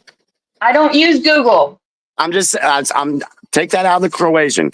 I'm just asking, as an example, hasn't Google been proven that they have a left-leaning ideology? Yes, they do. That's why I don't use Okay. them. All right. So we know they're bought and paid for. Even if you Yes. go and look at some of these college professors or these scientists, can they not be bought as well? Anywhere there's money, there is going to be influence. It's Okay. where the money is. So some of what I'm saying about research is, when you do research, are you checking to see, and this is just in general, not just you specifically, are you checking to see who the author is? Who does that author work for? What's this paper or this professor putting this stuff out? Who supports them? Where's the money coming from? Who's pushing that agenda? Instead of just reading the article and accepting it for what they say, I go deeper. I find out who put that thing together. Who do they work for? Who's controlling them? Who gives that university money? I go deeper. That's all I'm saying, Lucy, is some folks, they don't dive as deep as I do. And that's fine. But you can't say that I'm acting like a JW or that I'm being predatorial just because I dig deeper than most folks. No, I'm not saying that. I'm You saying just it said because it. right now, tonight, you're telling me that you are not trusting my resources. You're questioning where I've gone and done my research. And I just told you, I did a deep dive. Yes, I went deeper than you and found out all that stuff that you're talking about. I agree with you, but I came to the different conclusion than you did. Okay. That's All the right. weird thing. I agree with you, but I have come to a different conclusion than you. And that's fine. But let me ask you this, going back to that, since you mentioned, I don't think I ever did a flat earth video. I was on a video with David and another panel of exJWs, but I went on there for questioning and I was Right. curious. I was asking questions. Mm-hmm. I've not done a flat earth video. Mm-hmm. Yeah, just You question. didn't. I'm sorry. I spoke wrong. You were a guest, yes, and it did trail off into that topic. And yes, you are correct. I don't think it was specifically about that, but yeah. Okay. So when Yeah, it comes, and this is just an example, I'm just asking you, I'm not trying to get, but this, did you know what was written in the 1958 Encyclopedia Britannica about Antarctica? Do you know about that? Do you know where they mentioned the measurements for a dome in the encyclopedia? Yes. You saw that, right? Yeah. Okay. And then the very next year, the Antarctic Treaty was signed and NASA was formed, and that was taken out of all the encyclopedias. Why? Well, okay. Yes, that's the same thing as the person who commented on Vern's channel earlier today talking about the UN thing. I like to focus on what's happening today. More conspiracy things are happening today. So the lady said the UN just passed something and they're going to try to take a deeper control over what's happening globally, right? So Okay. what you're talking about is total global domination. When you can change the Encyclopedia Britannica, you are basically saying, I am so big that I can change history, I can change the meaning of a word, right? Correct. Which country has that type of power and influence? It's not a specific country. Okay. It goes back to the groups of families and people and the unelected bureaucrats. Yeah. I know. And I know you said that we want to live in the present, but if we don't go back and look at the lies we've all been told, how are we to recognize lies that they may be telling us right now? I know, but there's a way to tell people, to lead people through the history without making them feel terrified that they can't do anything. And I get that, Lucy. And here's the thing. A lot of people, for so many years, I'm just going to say the American people, we have been dormant. We have been passive. Yes. We Yes. have, and it's partly our fault because There's we 8 million people who are being passive right now, and they are being kept there on purpose, right? We all know that. Yes. And okay, you interrupted me there for a second. I lost my train of thought. I'm sorry. It's okay. Hang on. Being kept passive. Okay, yeah. So the American people, we've been distracted by entertainment, sports, movies, being stuck on a hamster wheel working 9 to 5, which was all by design anyway, that we just accepted the fact that our government was doing right by us. Everybody just accept now. I'm not going to say everybody because there's been a lot of people throughout the years who have been calling this stuff out. And they've all been viewed as being crazy and lunatic. Like George Carlin. He said it's a big club and you ain't in it. He was right. Carlin was exactly a prophet, right? He was a prophet. So when I say there is a global organization that is doing everything they can to keep all of humanity under their thumb, why am I looked at as being a crazy conspiracy theorist? But Carlin, you just said, was a prophet. I'm not saying that I'm a prophet or anything, but it's the same thing. I'm getting blowback for the things that I say that are triggering to folks. I just told you that I agree with you. However, I came to a different conclusion when I got done with my research. And the only important thing about that, Lucy, is, and for you and me both, if new information comes out that disproves your conclusion or my conclusion, do we have the ability to change? Yeah, absolutely. I believed for my whole life that there was a God that made two people, and those two people didn't have belly buttons, right? Yeah. Right. So, I mean, I enjoy this type of debate. I'm not arguing with you, Lucy. I love you. You know, you're awesome. I love you too, Jimmy. I And, want you to succeed. and I'm not, and please don't confuse me vigorously debating my stance with arguing with somebody, because I'm not doing that. I will ask questions and try to dive deeper into the debate and see where you stand on things.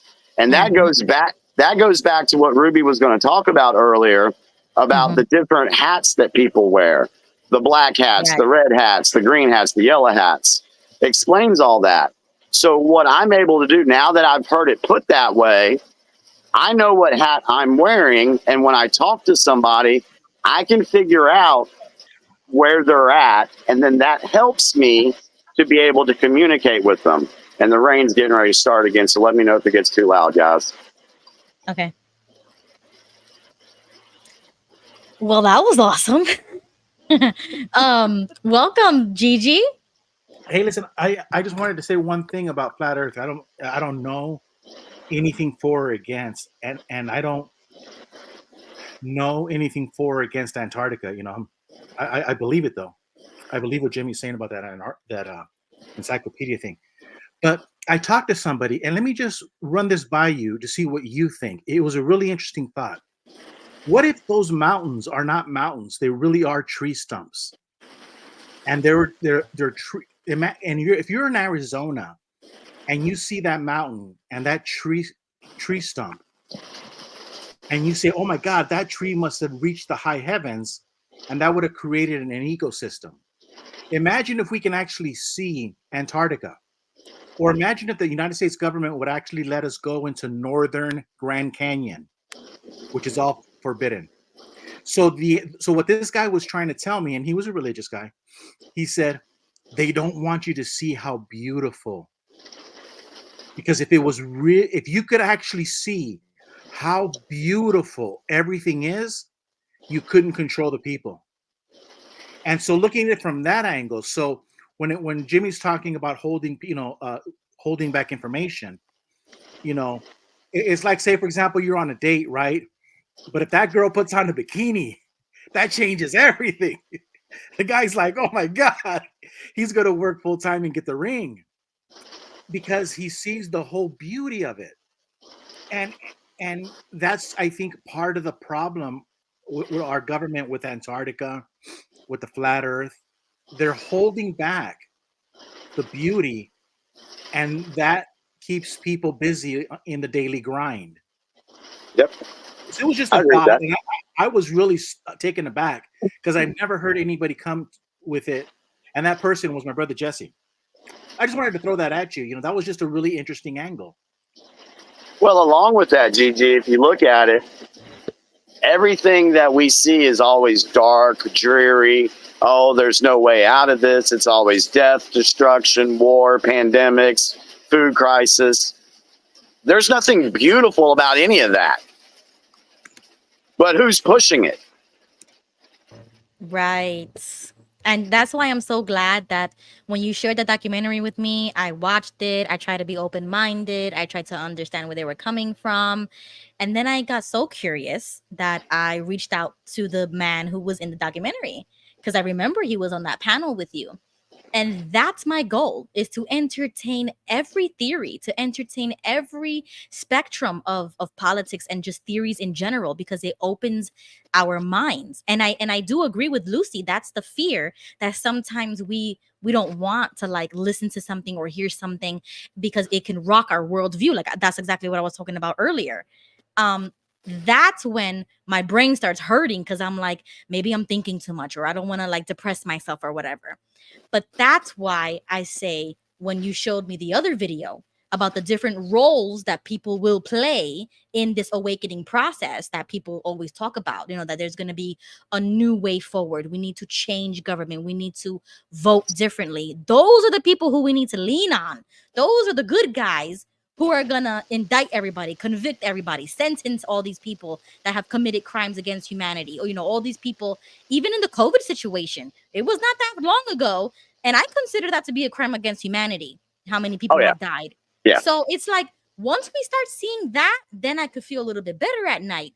But right now, like I told Tony, we don't have time to be speculating or brainstorming. We have an election coming up in November, and that's what we have to be focused on. Quite honestly, we need to be focused on who is going to be the best person to take down that cabal. They cannot be a part of it, obviously.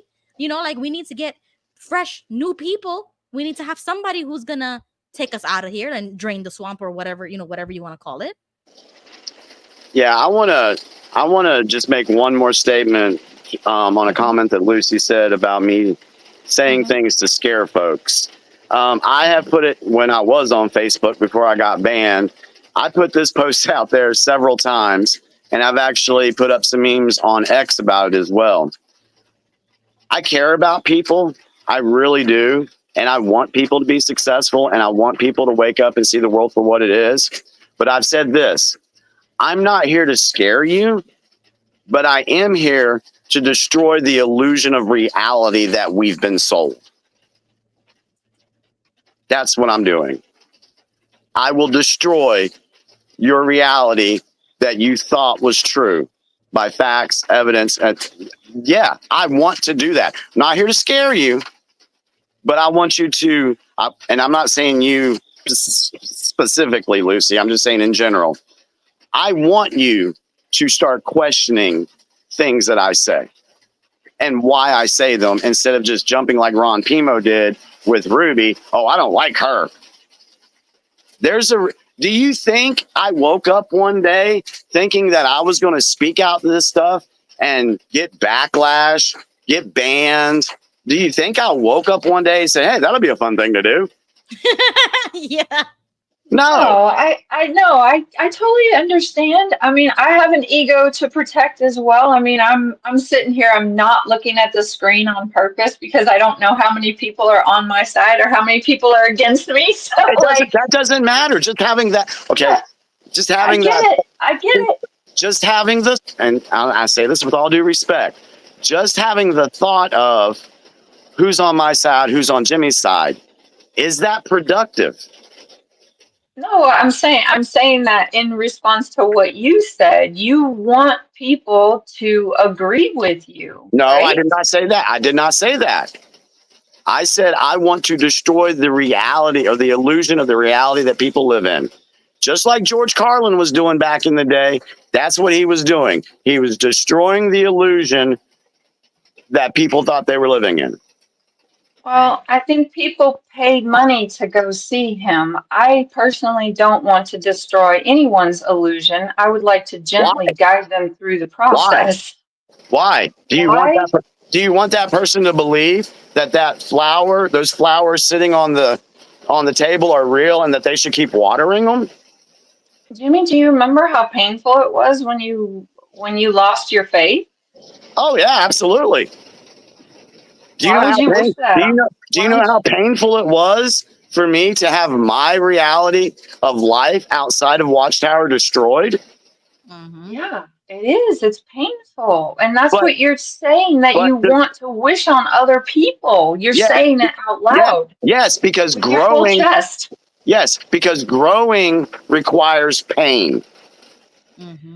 I understand that, but people have to be willing to take the medicine, right? People I agree have with to that. want to. Okay. I agree with So that. you don't have to force people to go to, I'm not forcing anybody, Lucy. I'm just very animate about what I say. I know you're passionate. You're very passionate. Passionate. That's a better word.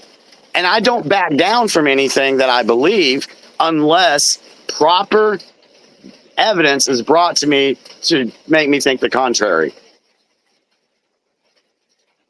Yeah, I understand, but I don't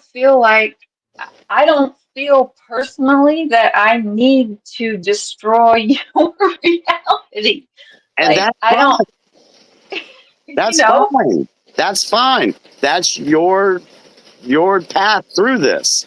My path My path is a little different. Mm-hmm. Yep. Yeah, and we all I want to be in the group that celebrates everybody's journey because I think we all want to be at the same place We eventually. do, and that's the thing. Most human beings, they just want to be able to feed their family, put a roof over their head, be left alone, have freedom to travel. Most that's generally what most everybody wants. But we get caught up with Mm-hmm. everything else that keeps us all from getting to that end goal. And there Yes. and there's somebody putting those rocks in our place. There's somebody introducing this religion or this political faction. There's always something to stumble the will of humans to all just be able to get along and live their lives without being ruled. Right. Amen. Okay. Amen. I Go kind of ahead, King. Go I ahead, kind King Tony. of agree with both Jimmy and Lucy. I understand Lucy, and like, not there's a lot of people that may not take Jimmy the way he wants them to kind of be receptive in a sense because of how he comes out, which is understandable. But then there's other people that are receptive to how Jimmy comes out and how he expresses himself and his passion. So there's pros and cons to it, I think. And I think that that everyone has just a different way of receiving things, and we just all have to respect that, and that's it. Yeah, and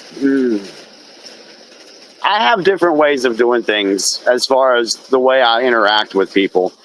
Like in my business, in my insurance business, I don't go to an appointment and tell this person, if I'm selling a cancer policy, I don't do this. Oh, do you know how bad cancer is? Do you know how it destroyed this family? It killed them financially. It killed them this way. I don't scare the people into buying the insurance that I offer. I ask them questions on how could a policy like this help you out? Do you see value in something like this to help you out when your major medical doesn't pick up the bills? I get them to look at things like that versus using a scare tactic to sell something to somebody. And so I do that in the same manner with what I do with my activism. It's just I'm a little stronger about it. It's like, when I'm a sell, I'm like, don't you see value in this? I don't do that to a customer. And I try not to do it in what I do, but sometimes I get passionate about it and I see things and I'm like, how can people still be buying this? And that gets me a little excited. And I'm not perfect, but like Tony said, I've got people that resonate with the way I do my message. I got people that don't. Yeah. That's fine. I don't care which side you're on. It's not going to take me away from what I'm doing. It doesn't matter. But we do need Right. someone more like Lucy too, who's able to kind of ease them into it, you know? Right. It's like Ruby. I haven't been sending her everything. I've been easing Ruby into some of this stuff.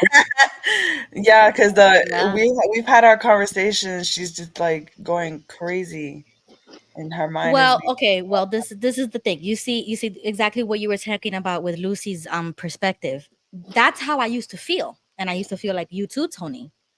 I used to feel like, oh, let's just take it slow, don't like throw it in people's faces, just put little, Easter eggs and let people come to that conclusion. Yeah, I totally agree with that. Mhm. But that's why I created this public platform, because you're only going to be here if you want to be here. You know what I'm saying? So if it's not for somebody, like I saw Dinah in the chat, she was like, she lives with a political victim or something, she said in the comments, and that every time they hear us, they go a little crazy. I get that. this is not going to be for everybody. Just like certain things are just not for everybody. Sometimes you have to take a time out and just live life, just touch grass again. You know what I'm saying? Like, but for people who are already at this stage of the journey, like I am, like I told you, Tony, I'm past you already. You know, like I used to think like that, and I'm so like past that. But I know where you're coming from because I used to think that way. That's what allows me to do this and not feel like I'm losing my mind or like have that anxiety or that depression, is because it's like I looked over that hedge already and I found the solution already. It's like, and I'm still searching for that solution. I'm still searching for the truth. I'm still coming into contact with people like Jimmy, like Lucy, like you, like me, like Dave, that flat earther guy. And I would have never thought that I would talk to people like that. You know what I'm saying? Like I would never entertain these types of thoughts. But if we don't do it, if we don't force ourselves sometimes, you're never going to grow. You're going to be stagnant for years. You're going to continue to believe in a system that doesn't work anymore. Every movement that has happened, especially in America, did not come through passive change. It came with radical change sometimes. It came with violence sometimes. You know, Martin Luther King, and those times, they were getting beat, but they were getting beat for change. Like they were going to prison, but they were trying to make change, making history. You know what I'm saying? Like there is no easy way. Sometimes you gotta go that way to make change, so that the world looks at America and says, oh my God, what is America doing? They need to change. And that worldwide pressure can actually help us with other countries disagreeing with it and saying, yeah, you need to abolish the 3-letter agencies. You need to abolish the banking system. You need to abolish these things because it's creating crimes against the rest of the world, not just America. Correct. And that's where we can come together and say as a worldwide that what America is doing is they became the very thing that they were fighting against. They became tyrants. They became the bull. And we are not that. That's not the type of America that we are. That's why they try to demonize Make America Great Again. We're not talking about that America. We're not talking about corporate America. We're not talking about money America. We are talking about Americans, us. We make this country move. We make the economy move. We need to boycott with our dollar. We need to protest with our dollar. We need to take advantage of our vote. We need to do those things.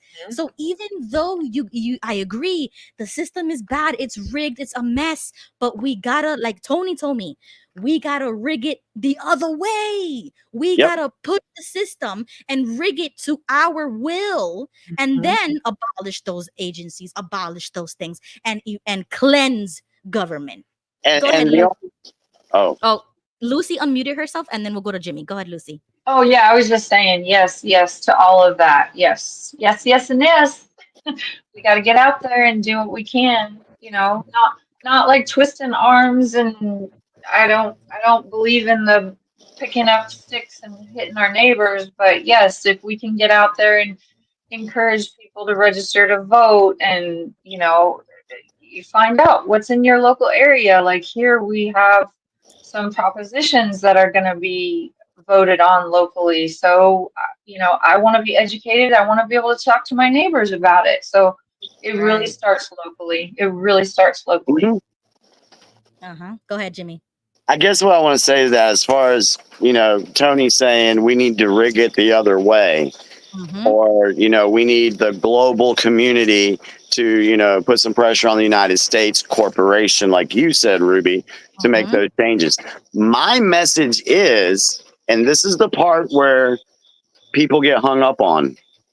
My message has been that rigging that Tony talks about or wants to see has been happening. It's just not in the public mainstream. There's millions of people, not just in the United States, but millions of people around the world that are telling folks the same exact thing I've been saying about there's something else going on that is changing the way we live, the way we've been living for all this time. And that's what I get brushed back against. I'm trying to give people hope for the future, of trying to show them that there are things taking place that are changing for the better, but yet I get called a conspiracy theorist because of that. I feel like that's Right. the quick go-to though, so that's nothing personal.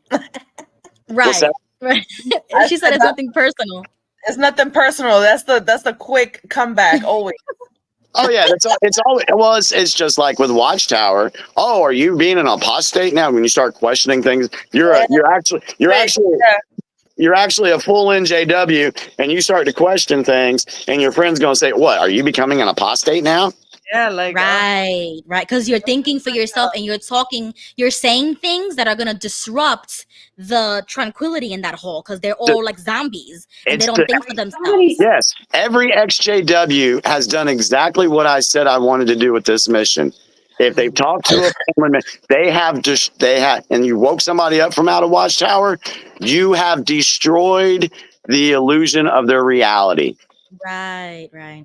Lucy, so did you somebody, want to say something? well, somebody in the chat earlier on Vern's channel said that when somebody has doubts, they call it funny thinking now. Mhm. Oh, really? That's funny. Funny thinking. Yeah. Yep. Hello, Gigi. Gigi is back. Go ahead, Gigi. Oh, hey, you know what? Because what you guys are talking about is what can you do for your country, and all the things that you're saying is true. And you know what? I'm going to show you later on a video from Nayib Bukele. He's the president of El Salvador, and he was talking about this. And I put that on the comment section, kind of like what he was saying, and it has to do with the Chinese proverb: "He who blames others has a long way to go. He who blames himself is halfway there. But he who blames no one has arrived." And the reason why is because he's busy doing. And so, yeah, Lucy's right. You have to be active. When she said that, uh, a lot of times we find out that the problems that we have is because we're complaining and we're not doing. So, like when you're over here talking, Ruby, about being involved in the school board or something, that's the answer. I think the person who put it the best in the United States right now is James O'Keefe, because his motto is just do something. You see, there is no one answer. The answer is, I think, even Jesus said, the evil slave that hid his talent. That, all you do is complain about everything, but then when they ask you, what did you do? Yeah, the room is silent. So that's what it is. Everyone has to pick something, and it's not better than the other. Not everybody can be Donald Trump, Mhm. but everybody can do something, and that's the point. And Mhm. and I'll send you. You'll see it. It's a beautiful video about the and it's in Spanish and English in subtitles. But he explains all of the great things that he's doing in the country, and people are still complaining, but they're not getting anything done. But that's the whole point. If you're watching this video and say, "Well, what can I do?" That's that's what you got to do. Like in my voting ballot, it says, "Shine your light. Let your light shine." That's what it means. Can I speak to that? Go ahead. Yes, go ahead. Yeah. Go ahead. I thought I covered all the bases. No, just kidding. Gigi, you think about this. This is my personal experience. When I was a Jehovah's Witness, I really bought into what they were selling. And I went out and I pioneered and I got accepted to Bethel and I did all this stuff because I felt like I was literally helping people. I thought I was bringing people closer to God. I thought I was helping change their lives. And then when I woke up and found out that that was all BS and I helped no one, when I went down this political path, my goal of wanting to truly help people at a very young age, I wanted that to actually be real. Yeah. And that's why I do what I do, because I've got grandkids. I got 9 grandkids. And I don't want them to look at me and think, oh, what did Papu do during the 2020s? Did he stand up? Did he speak out? Right. I want them to know that I did everything I could to secure a better future for them. Well, let me help you with that answer, because what happens is this: everybody has to go through this, what you just described, and I'll put it to you real simple so you can understand. There was a lot of people who helped Dick Cheney become vice president, and what are they thinking now? Like, oh my God, I was associated with Dick Cheney. You know, they see it. That's like a Jehovah's Witness. So whether you're a Republican, a Democrat, you know, Jehovah's Witness, whatever, it's like every human being has to experience this. That it's called youth inexperience. We buy into the lie. But at some point in our life, in our adulthood, we have to wake up from the slumber. So Yep. I don't judge harshly the people that are young, the 20, 30-year-olds that are still going through the process. But man, when you're 40, 50, 60 years old and you're still, you know, yeah, there's a problem. Ruby, do you have that clip of Rico Basse explaining the different hats? I think it's about 5 minutes long or something, where he goes through each one of them. Do you have that? Because I can. I think if you play that tonight, Mhm. that will help folks, because it did help me when he explained it. Because now I know, you know, we've been always told, you know, don't throw your pearls before swine. Because I know different hats that people are wearing in this matrix. Shout out to WDH for that one. I can, I can author my comments and my debate, I guess you could say, to that type of person, because there are different people. There's different categories in this Great Awakening. There's Right. different, and that explains it really well. So if you could find that, that would be great to play. Okay, yeah, I have it here. I'm gonna share my tab in a second. I'm gonna get it. Yellow hats. I hope Okay. I hope it's where he goes through. He starts at the black, I think. But I Yes. think that would be really good for folks to watch. Okay. Yeah. Mhm. Hey, I picked up a new light for the cage. I didn't have candles this time. I got me a new light this week. Oh, nice. Okay, so you let me know when you wanna stop it. Black hats. And at the other end, we've got the white hats. In between, we have the population. Now, right alongside the black hats are what we call the red hats. The red hats, they have no conscience. As long as you pay them, they will do whatever they need to do to get that money. And they will follow instructions, even if it's, we want you to go kill people. Yeah, no problem. We want you to fly planes and spray chemicals over the people that will cause deformities and death. No problem. How much you're paying them? Now, the red hats will only move once the black hat's arrested. The moment the black hat gets arrested, the red hats will start talking because they're cowards. Moves the orange hats. Evidence of crime. So the orange hats are genuinely good people, but very naive. And that evidence of crime must be delivered by the same face that has been telling them one set of lies. Then that same face needs to tell them a different set of truths, because they will believe it. Because if you get on there or I get on there, they say, I'm not going to believe him.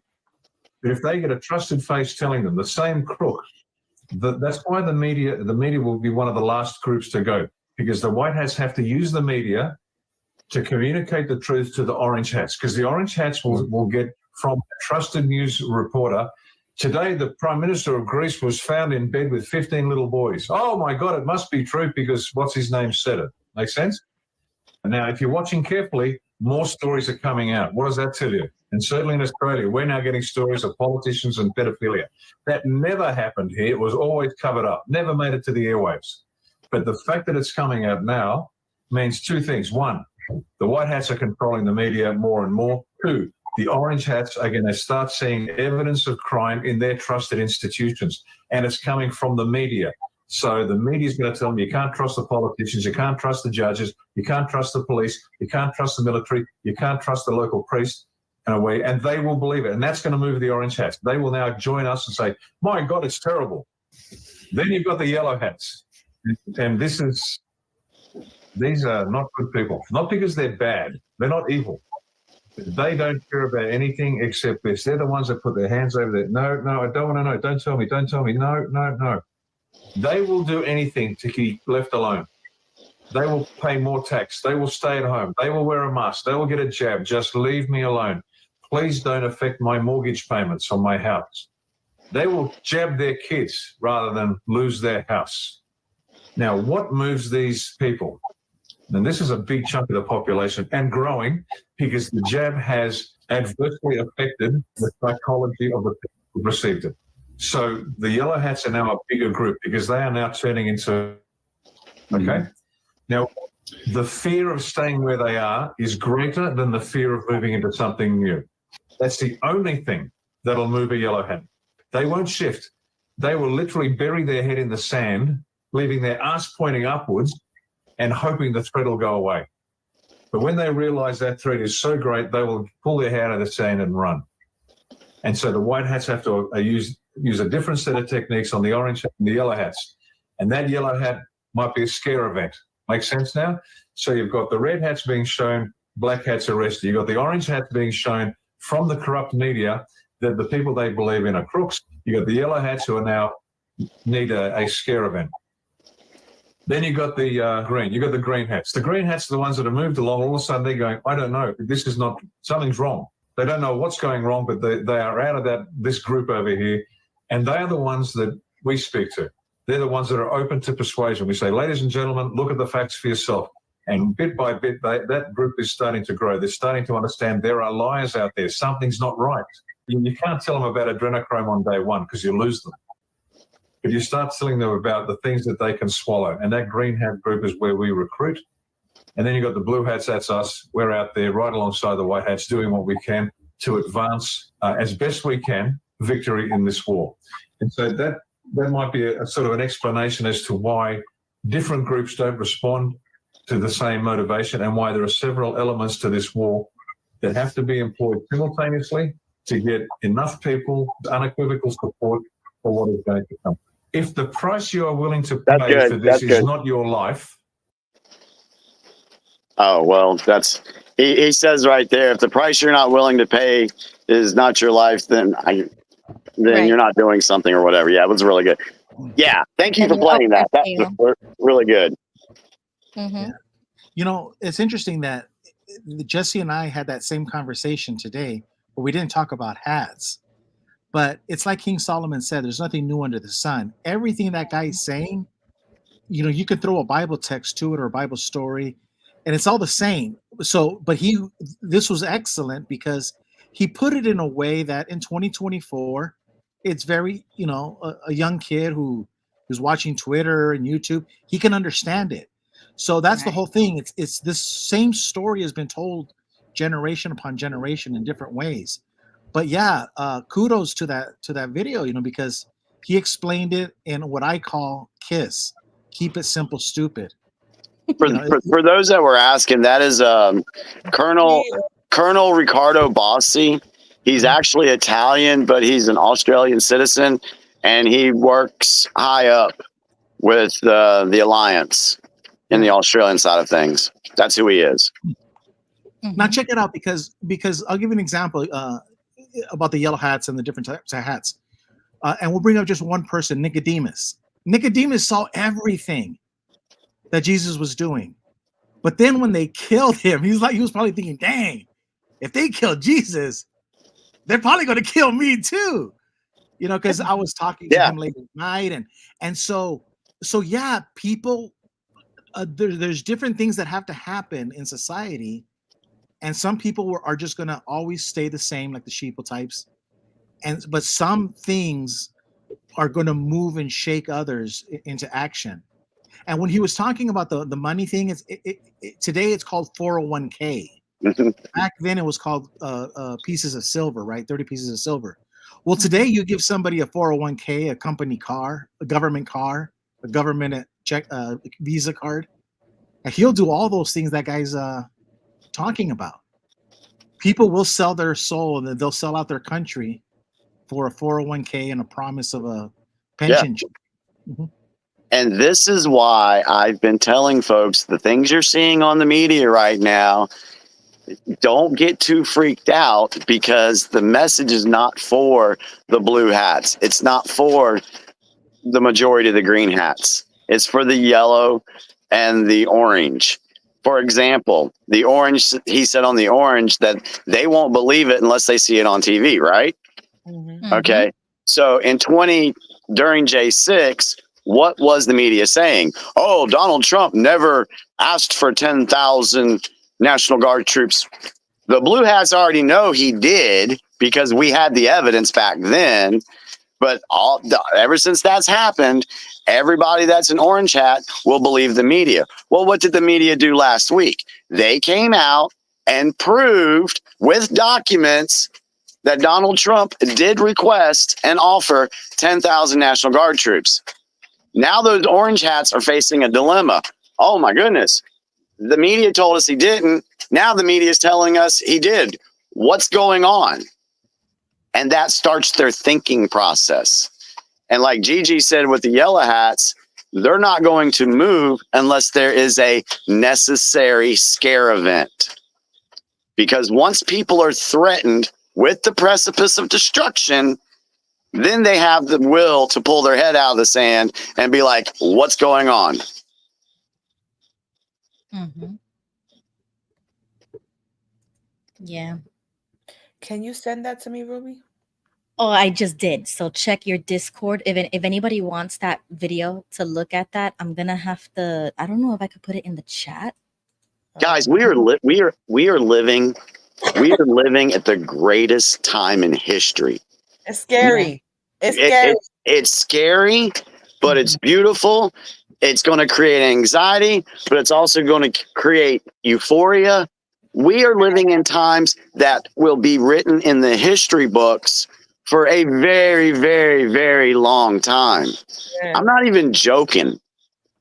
I believe that it's a time. It's no longer the generation of our fathers and their fathers and all these warmongers and all these people who, you know, they were under that false patriotism, like that false feeling of fighting for this country. It's like everybody's done with that. They're not buying the lies anymore. They're not going to send their sons and their daughters to the military.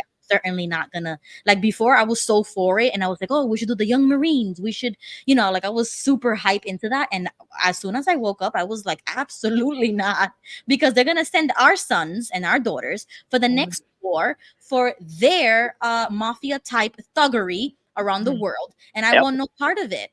Yep. You explained it perfectly. Mafia thuggery.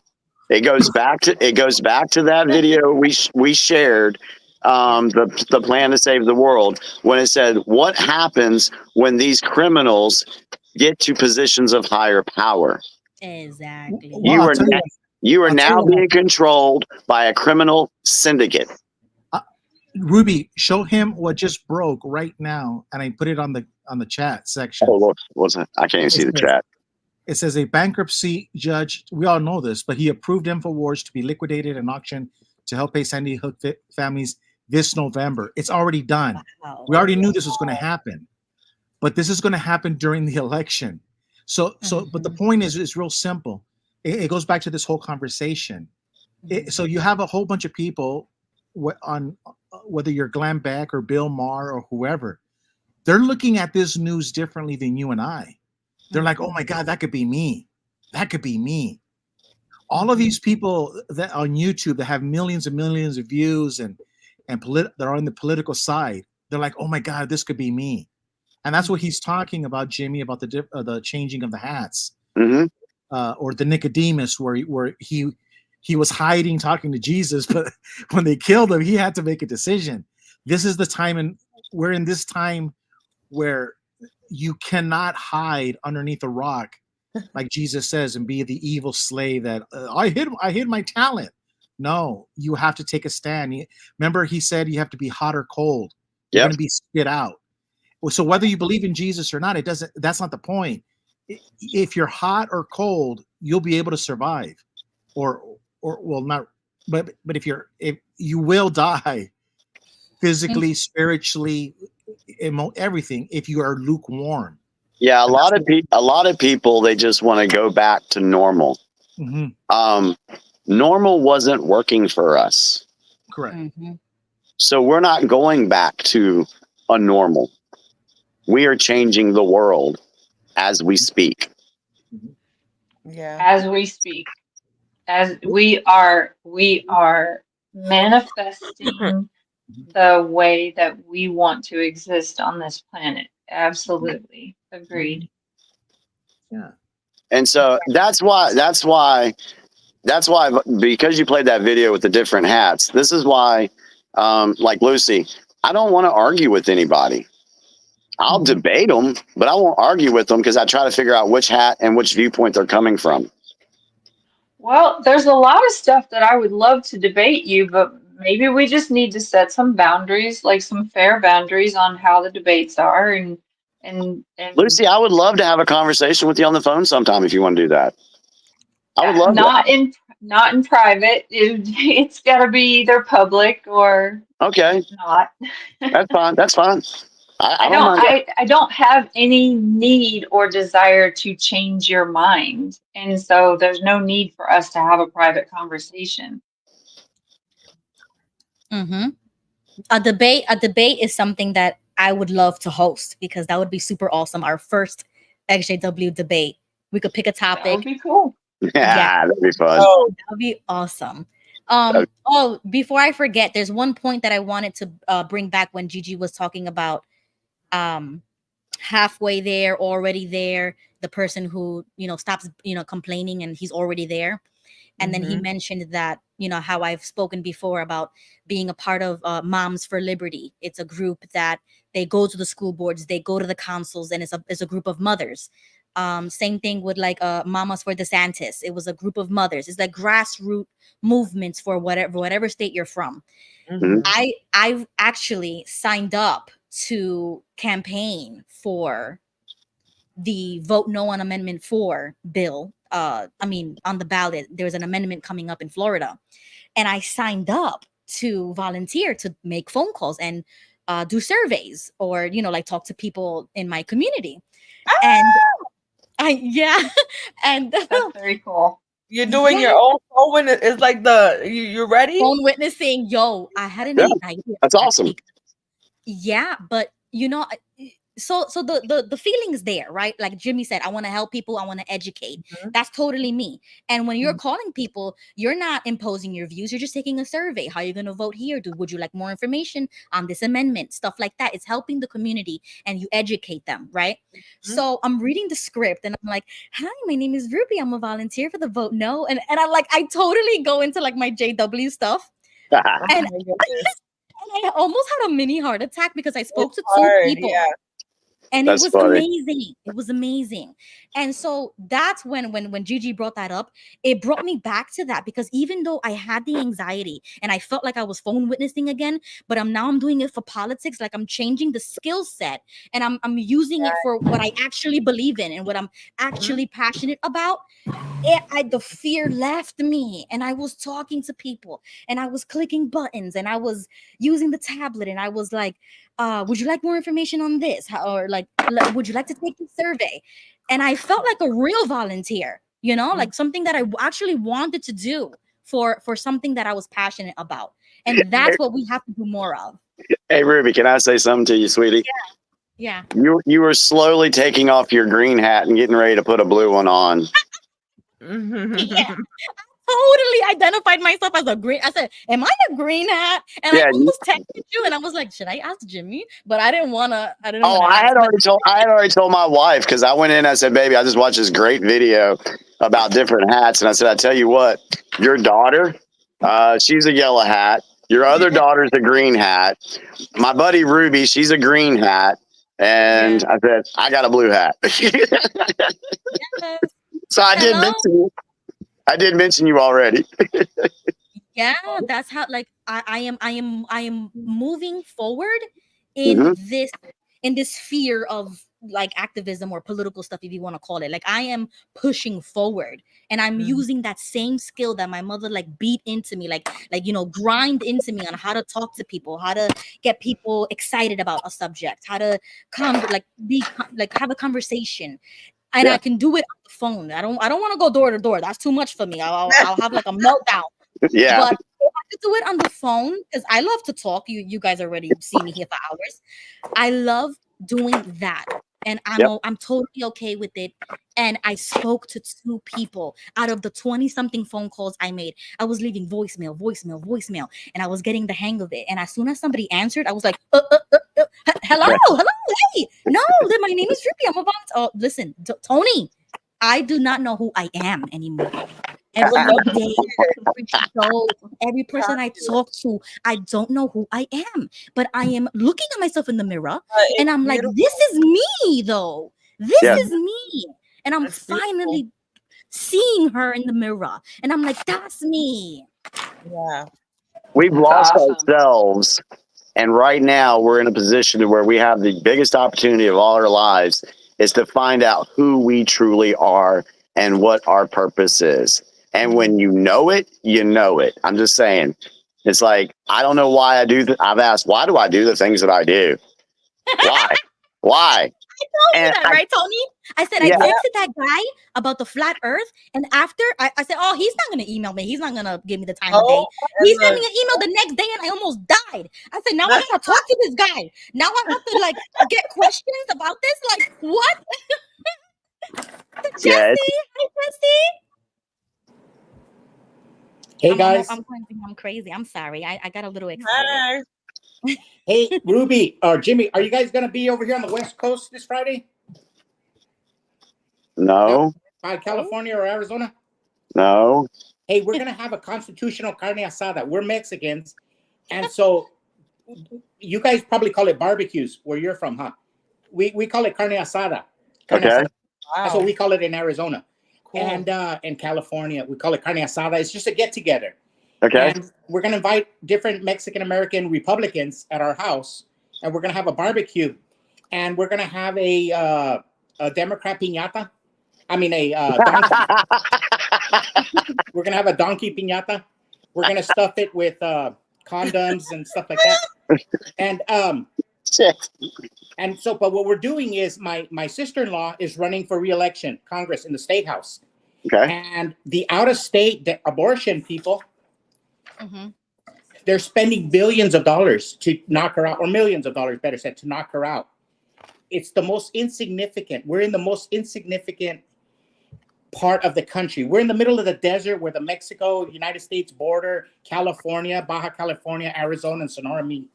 We're an insignificant little piece of the desert.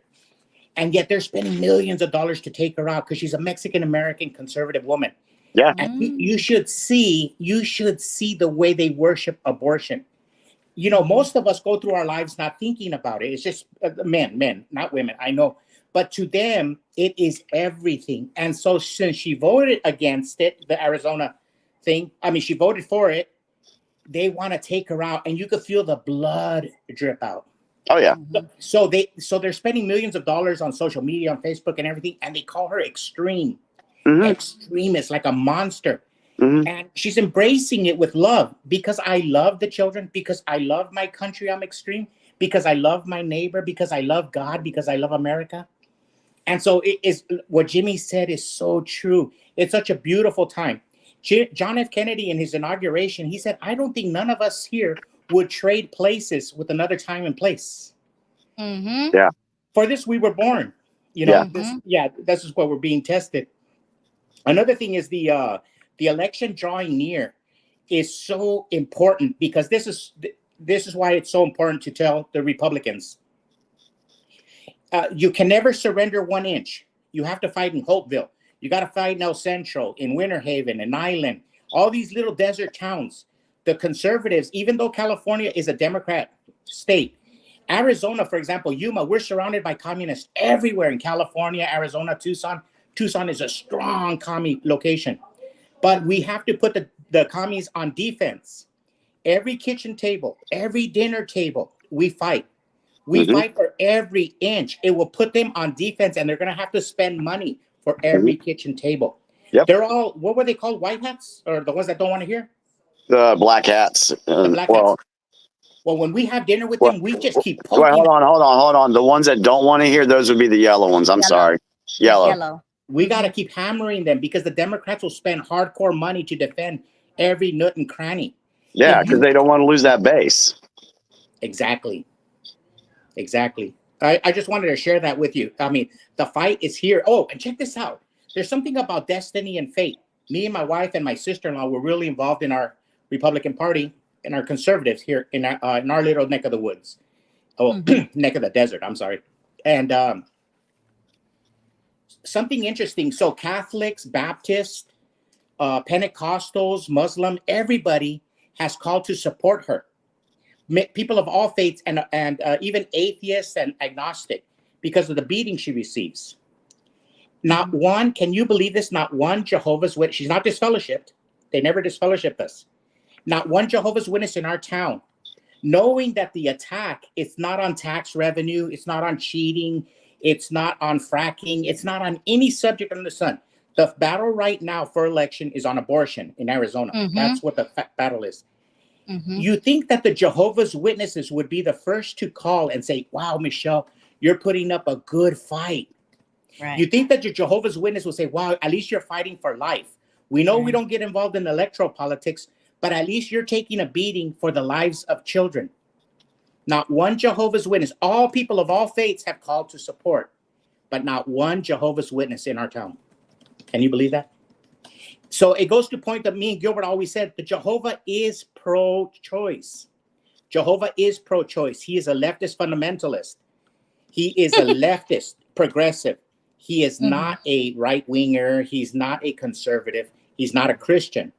It's a progressive organization. Ruby, I saw a question somebody had for me in the chat. What was that? Question for Jimmy. Do Peemies wear yellow or red hats? Wow, good All question. right. So physically and mentally in, we're talking about a full-blown Jehovah's Witness. Okay.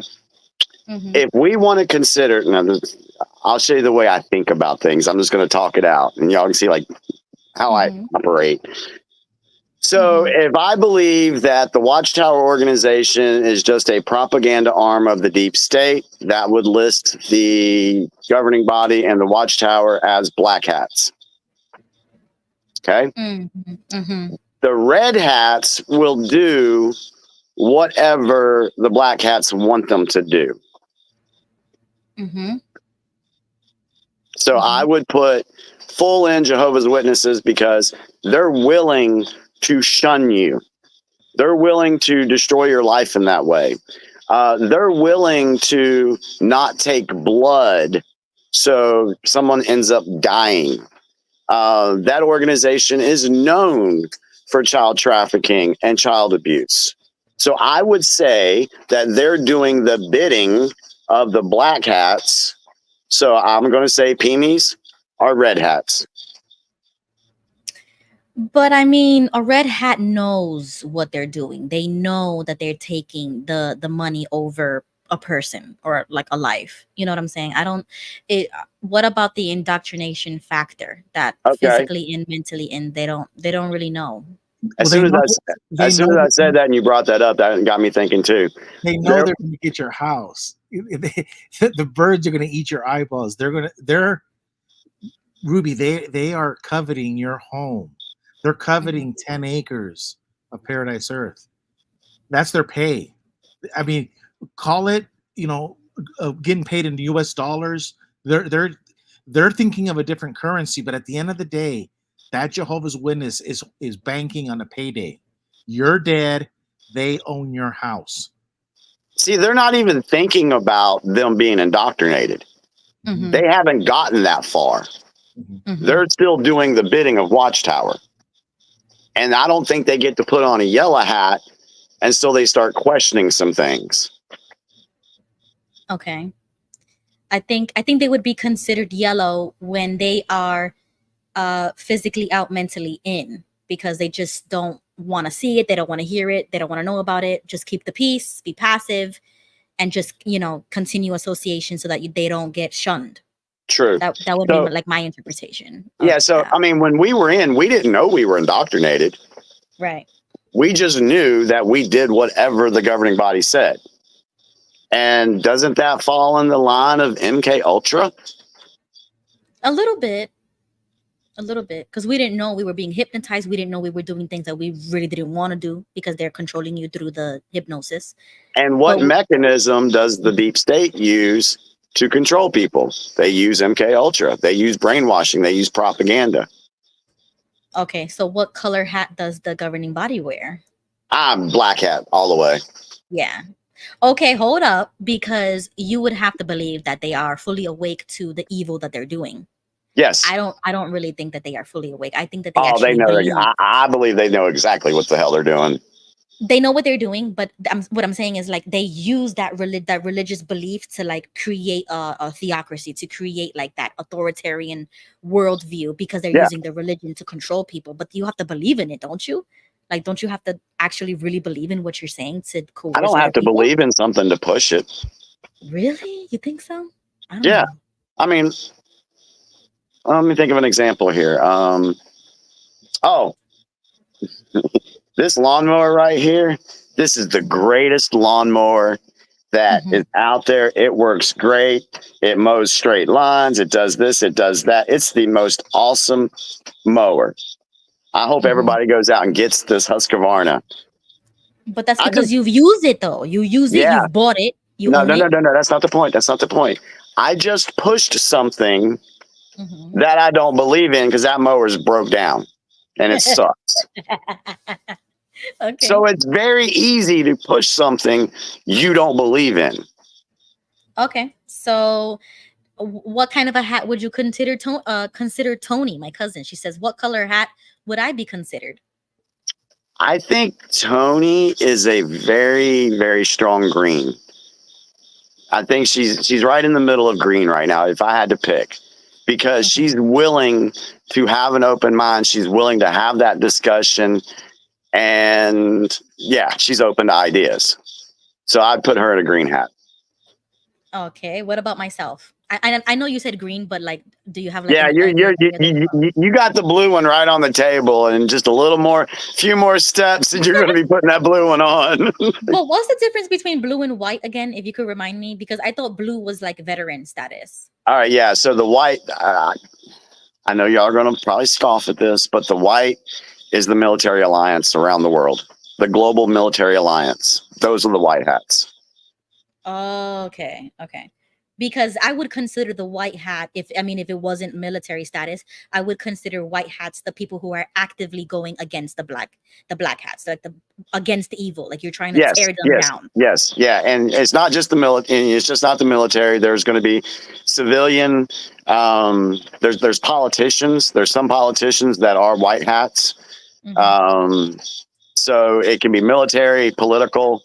Yeah, it'd be military and political white hats. Those are the white hats. I think Wild Wall wears a cowboy hat. And seeing what has happened, and this is why I tell folks this is a military civilian alliance, because throughout history, we've never really had blue hats and white hats working together to try to help the other folks. It's always been Right. like the military stepping in and doing a coup, or the people step in and overthrow the military.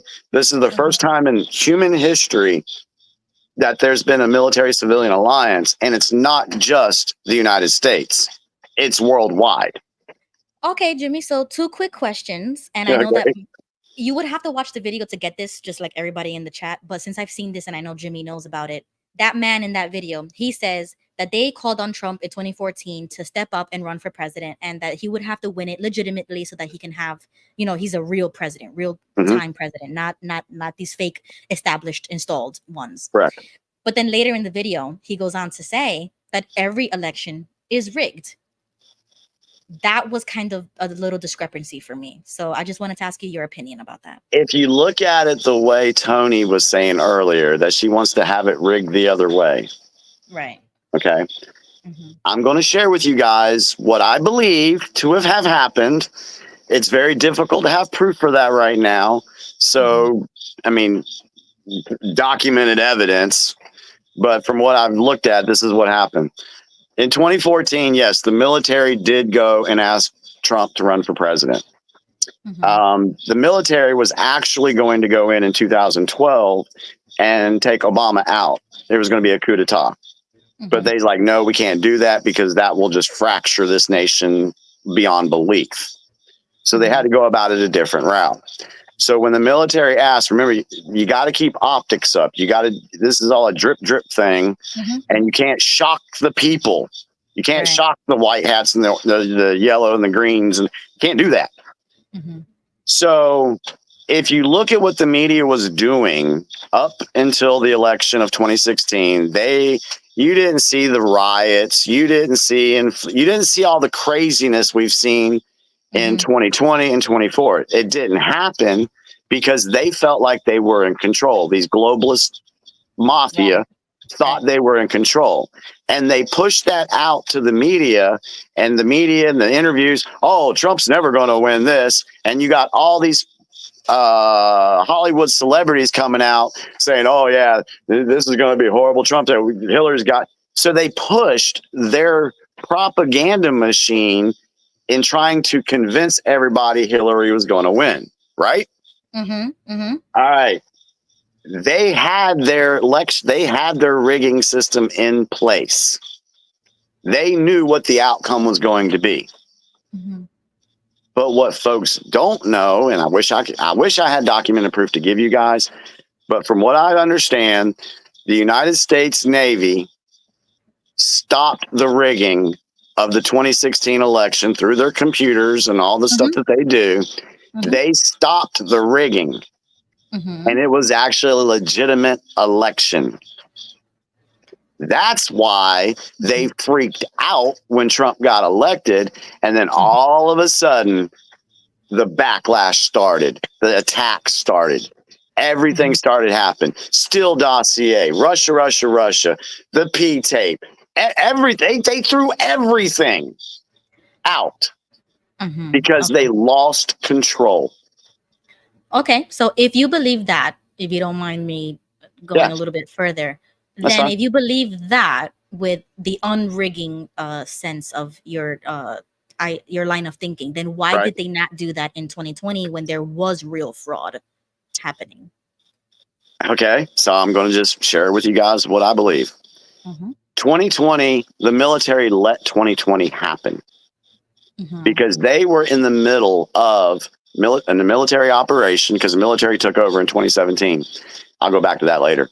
But the military set it up because they wanted the deep state to feel comfortable and they could catch them at everything that they do. So the theory behind that is never interfere with an enemy when they're destroying themselves.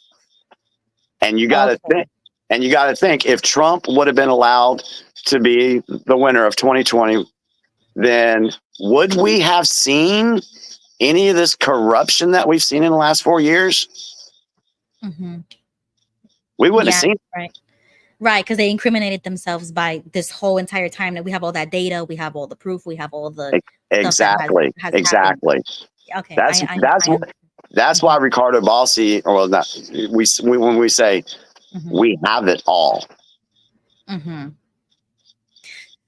Okay. I understand where you're coming from and where you're going, but this is where your ideology or belief system kind of loses me, is because then now you start reaching into this is a body double, or that's a mask, or those are not the real people, because the real people, and that's the conspiracy theory. It's like, these people have already been arrested, they have already been executed, they have these lists, they have, and that's, I think that's kind of why they get the bad rep, is because I feel like they just reach too far. They stretch too far when it starts going into things like you said, like you can't really prove it, you can't really have documentation on it, but they try to give you that cope. It's a cope, and that everything's okay because they don't want chaos, because that's what the black hats want. If there's chaos, they win. I totally get that. But then when something is right in front of you, like we saw assassination attempts, we see Trump, they're really trying to knock his head off, is how could you not believe that that's the real person? Because, in that incident, I don't know about that one. I've had my theories about that one, but when it comes to these clones, is that what you're asking about, these clones and stuff? If we see it right in front of our face? Well, yeah, because if you think that this person has already been arrested and executed, and there's just an actor in play, they're just the character of that figure that they still want in the public eye, so that there's no chaos. Okay. Then, so why are they? Why keep up the act? Why keep up the character? Why keep up the movie if the movie has already ended and we just have to wait until it plays out? Yes, because everything is being dripped out to the public. There's so much more coming out, and they've used these people in these positions. It's kind of like you've got to take out the head of the snake and then eventually go and get the rest of the body, so to speak. Mhm. So in the public's eye, they might think that Hillary Clinton is still alive in the public's eye. Mhm. All right. So the people, the rats that were the smaller level folks, they will believe that she's alive too. And they'll go out and commit their crimes and do everything and get caught. So I think a lot of them are being used as bait to Mhm. bring out more of the corruption. Okay, so I'm gonna leave my questioning there because I could go forever, but I do want to bring up, somebody emailed me and they told me that I should do another podcast with you because she said that when she talks to her neighbors, they say if Trump wins, Democrats would accuse him of criminal issues to disqualify him from Mhm. taking presidential office. Mhm. Thereafter, they will create the setting for fighting, causing a civil war because Mhm. ultimately war is their game.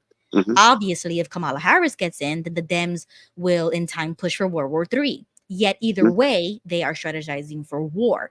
Can you please ask Jimmy to do another podcast along with you? Many people need reassurance about how the military, which Jimmy speaks of, will maintain order from the deep state taking over as everything unfolds. Yeah, let me just speak to that just a little bit. Because because this is all scripted and we are watching a movie. If you look at what Trump just did yesterday, he went to a grocery store and bought Yeah. a big bag of popcorn. That was a calm. For folks that don't know what we talk about, that was a calm because we're getting ready to see something with this movie. Now, Mhm.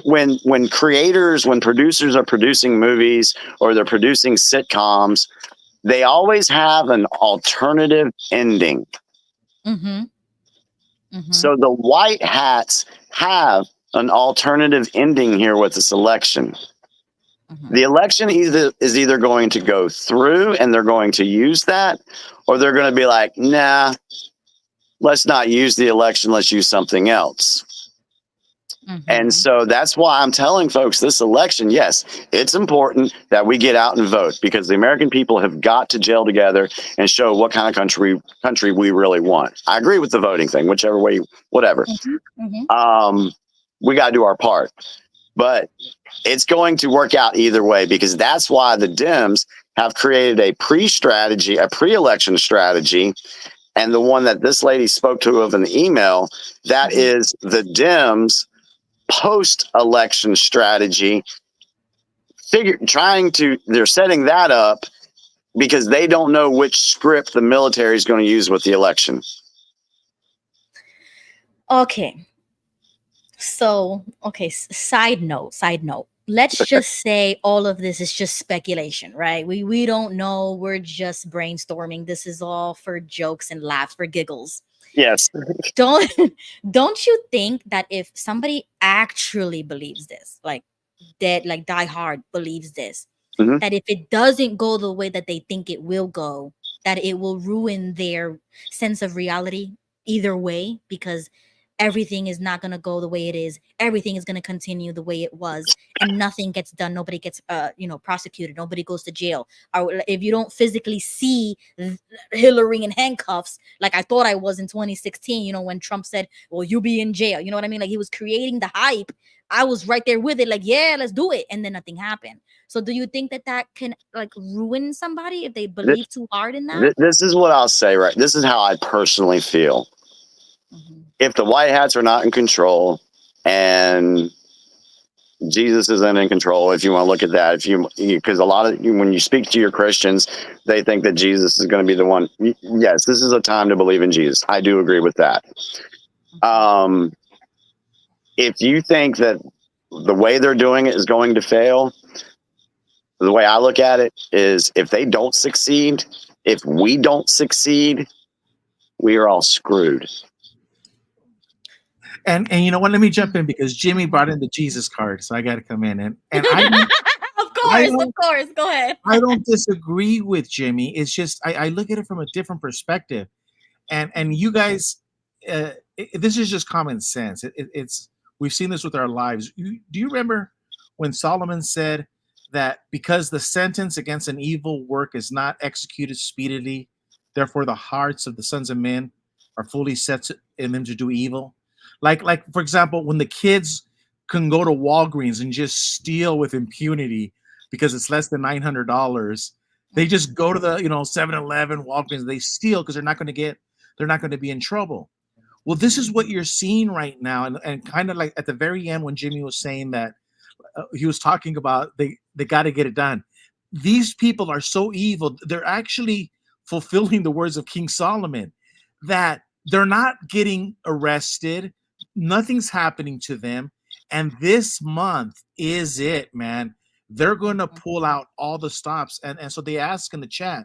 Ruby asked Jimmy if Ukraine is going to go deep into Russia before the election. That and way more. The Democrats know that Judgment Day is coming. They know they're breaking the law. They know they're cheating. They know they're laundering money. They know they're caught. They know they're caught. They're going for broke. So this is it. This is the Super Bowl. This is the Hail Mary.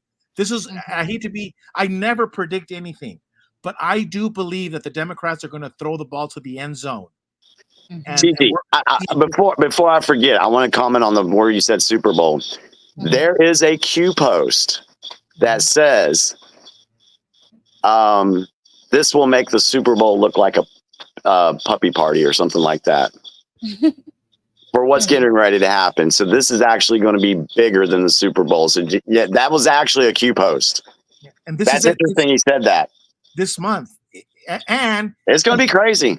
To go Watchtower, everything always happens in October. That's a Watchtower joke. Yeah, it's going to be a crazy month, folks. But that's why I try to give hope to folks. I'm not trying to argue or debate them or try to change their mind. I want to give hope to folks. Yeah. Okay, but you did say if it doesn't happen the way we think it was. We're all screwed. Okay, so if you believe that, then what comes after this? What if we are screwed? Let's just say hypothetically, we're screwed in the United States. Let's see, you would get censored, maybe jailed for having this conversation on YouTube. In America? In America, yeah. These people, they want to bring in socialism. They want to bring in communism to the United States. That's why Trump keeps calling her comrade. Right. Because this is why the IRS has guns. This is why the Department of Cats and Dogs, your dog pound has guns. You don't want to live in the country that these deep state globalists have planned for us. No. Yeah, but this is America, though. It don't matter. They don't care. They don't like America. That's the thing. They don't like America. Okay, but like I told Tony earlier, we have a constitution that is literally like the best in the world. Right. So how can that even happen? So this is how that would happen. When it goes back to the 16-year plan. Have you finished watching that yet? I have not. I saw it. So let me answer something that's in that 16-year plan. Their plan started in 2008 with Barack Obama of what they wanted to do. It was supposed to be ended with Hillary. Hillary was supposed to finish in the last 8 years. If you look at the narrative that they were building in 2013 and 2014, who was the United States getting ready to go to war with? North Korea. There was all that talk in the media. North Korea. And who would North Korea align with? Russia. Okay. So what they were going to do is they were going to create their little controlled World War III, bring America into it. America loses the war. And when a country loses a war, they lose their constitution. And then they would take over and put in their little socialist communist thing that they want to do. Because they failed in that, and because the White Hats, the military alliance, stopped it, they are trying everything they can politically to destroy our Constitution. So will they do that with World War III? Is that why they want World War III? That's why they want World War III, because they want America to get involved and lose the war, and we lose our Constitution. So it doesn't matter if we have free speech or the right to bear arms, because it'll be gone. Go ahead, Jesse. Jimmy, when we were kids, you're close to my age. I'm probably 5 or 6 years older than you, but we had mutually assured destruction. We had détente, Richard Nixon, John F. Kennedy. We had cooler heads. Yes. We don't have détente. We don't have mutually assured destruction going on right now with our leaders. They're hell-bent on World War III. When we were kids, when we were little kids, we understood it was lights out, game over, end of civilization, and 1,000 years of total darkness, to quote the great Ronald Reagan. You have World War III. There is no Constitution. There is no Facebook. There's no electricity. There's no tomorrow. There's no joy in Mudville. We have World War III. It's lights out, Ruby. It's lights out. Everything we're talking about doesn't matter a hill of beans. Okay, wait, one point. Maybe this is just me coping, but this is what I tell my husband all the time. I said, even if a war does pop off, it will never happen in America. Like all these other wars have always happened in Europe or like the other side of the world, but it would never happen here. Maybe a I'm just shooting coping. war. A shooting war. But we're talking about long-range ballistic missiles, intercontinental ballistic missiles. It means 12 minutes, lights out. But they wouldn't do that. They wouldn't do that, right? Ruby, do you think they would have? Do you think they would have poisoned the Earth with a vaccine? But you see, that's different. That's easy to. Ruby, they're talking about shooting into Russia. These people are deranged. That's why I don't support that whole Ukraine. But did you notice I prefaced it by saying my generation had mutually assured destruction. We had détente. We had men who had brains. The leadership right now have no brain cells. They don't understand that if they shoot into the Russia is obliged to shoot back. This is what Nixon told us. This is what Kennedy told us. Mutually assured destruction. Yeah. Our leaders do not comprehend that. They think a man is a woman. They cannot comprehend mutually assured destruction. They have no brain cells left. Ruby, can I ask you a question? What group of people fights for freedom the most? I mean, that's kind of a broad question. Because people do another kind. Let's just say these people hate the American public. They hate the average American. Yeah, they hate an awakened American public. And they will do whatever it takes to destroy it. Okay, hold on. When Jesse said that these leaders, they believe that men can be women and vice versa, right? I think that's just propaganda. In my opinion, I think that's the psyop, is to make the world believe as if we are weak and keep them guessing, because America is the empire. So I think that's just a little psyop for the rest of the world to make us look like we're weak. But I don't think that they are like that. Have you seen? It's a psyop. I wouldn't put it past them. Have you seen Lucinda Avers from New Zealand? These are not the smartest people in the world. So I wouldn't even give them the benefit of the doubt. Have you seen Gavin Newsom, Justin Trudeau? And you're telling me that's how they want the rest of the world to think. Exactly what you're saying. I believe that that's how they want other world leaders to believe, so that they don't try nothing. What you're saying is rope-a-dope. They're playing rope-a-dope. True. Okay, I would concede that you have like 60-40, like we were talking about, yellow hat, black hat. But their followers are not. Their followers believe it, hook, line, and sinker. And those are like those, they consider themselves revolutionaries, or these people who are gonna the useful idiots. Exactly. I agree with that. And that's what's dangerous about them, because they actually believe it. And that sort of group of people will cause the same riots and burning of our cities and everything that happened in 2020. That's why that should have been condemned from the beginning. And it never was. They allowed for that to happen. And that was literally like Joker anarchy in real life. Like I saw that in a movie already. And it's happening again now in Philadelphia. Like I saw these videos. They were doing donuts. They were in the street doing fireworks. It's like it's happening all over again. Hey, that's Ruby, not American. Yeah, the useful idiots are everywhere. When Gilbert started his apostasy work, we were leaving at the same time. But he left Phoenix and I stayed in Yuma. And so I would write a lot of his stuff, the GG for GB, and we would collaborate on everything at night and the campaign. And no elder, no ministerial servant, no Jehovah's Witness attacked us except the children of the Jehovah's Witnesses, the ones that smoked weed or were in prison, the ones who led a life of evil. But they were still mentally in. And they attacked Gilbert physically, you know, and threatened him. And I told Gilbert, it's interesting that the Jehovah's Witnesses will never threaten your life, but the ones who never did nothing, they never built kingdom halls, they never contributed, they never went out in service, they smoked weed and they went to prison, those are the ones that want you dead. They're the useful idiots. They're the ones who do the dangerous work. Red hats. Exactly. That's would be considered a red hat. Anything for money. And Yes. that's why that man said in the video, if you are not willing to lay down your life, then you are up for sale. Yes.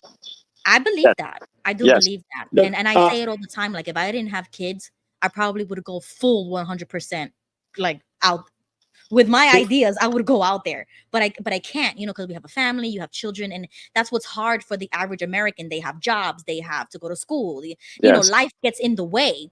But if we go back to 1776, I'm right there. I'm with you. I'm with you. Yeah.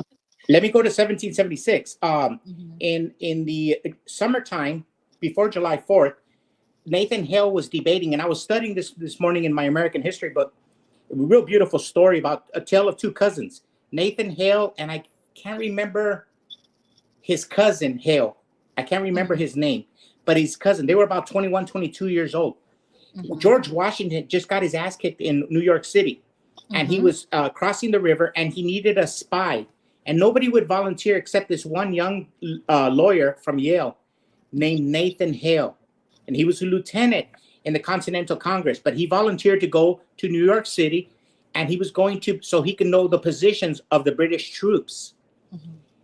And the history books don't know exactly how he was ratted out, how he was captured, or if his cousin ratted him out who lived there. Mhm. But anyways, when he went to the gallows, he was very calm. 21 years old. He's considered a father of the American of our. He's considered one of our founding fathers, even though he didn't get to father children. But he said, and there's a question about the quote, but it boils down to he regrets that he has but one life to give for his country. Mhm. So the men and women of yesterday, of 1776, were taught valor.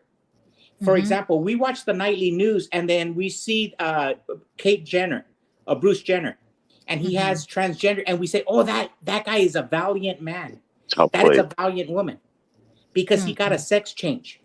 So we have our priorities mixed up. Our Mhm. founding fathers, they had valor as somebody who would give his life for his brother, for his country. Today, we think that valor is having a sex change. Mm-mm. See how far we've evolved? How Yep. far down the line we've And that's evolved? all been done by design. Right. I don't like, you see, that to me is fake. That's the psyop. That's what they want to impose on society and say this is right and this is wrong. They want to put new morality like rules in society when we all know that that's not going to fly. That's not going to work. When you talk Right. to regular people, it's not going to work. And people who want to impose that, in my opinion, it's just mental illness, because you think that everybody has to agree with you. You think that everybody has to validate you. And that's not how the world works.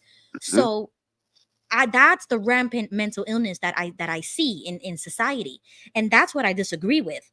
But then again, I think that's the government doing it to us. They're doing it to us. They hate us. I do Yeah. believe that. They hate the nuclear family. They hate children. They hate mothers like me that are stay-at-home mothers, cook and clean and Yep. homeschool your children and raise your children, because the government doesn't have them in their pocket anymore. They can't Correct. indoctrinate my children, but they can indoctrinate all these other children who probably don't have the privilege to be homeschooling, or have the parents who are willing or can afford these things. Yep. But that's why government is supposed to be giving you scholarships. That's what they should be giving you money for, so that you could be home and raise your kids, teach your kids. Go ahead, Jesse. Ruby, you Mhm. just espoused liberalism. No, that's not the role of government. The role of government is to get out of our way. They defend the borders. They defend our freedom, the Constitution. The Constitution is limited. It Mhm. limits what the government can do. You know what Correct. government is? Is force. It's all it is. It's force. there was this miracle that happened with our Constitution. I think I've explained it to you. There was a group of some white guys down south, and they said, "Hey, can you guys sign this Constitution?" And George Washington gave it to them. They went back to their states, and they go, "Hell no, unless we put these 10 amendments." We call it the Bill of Rights. It was a miracle. Other countries have a constitution because it's a makeup of laws, but we went there further. We put the Bill of Rights to limit the force that government can put on us.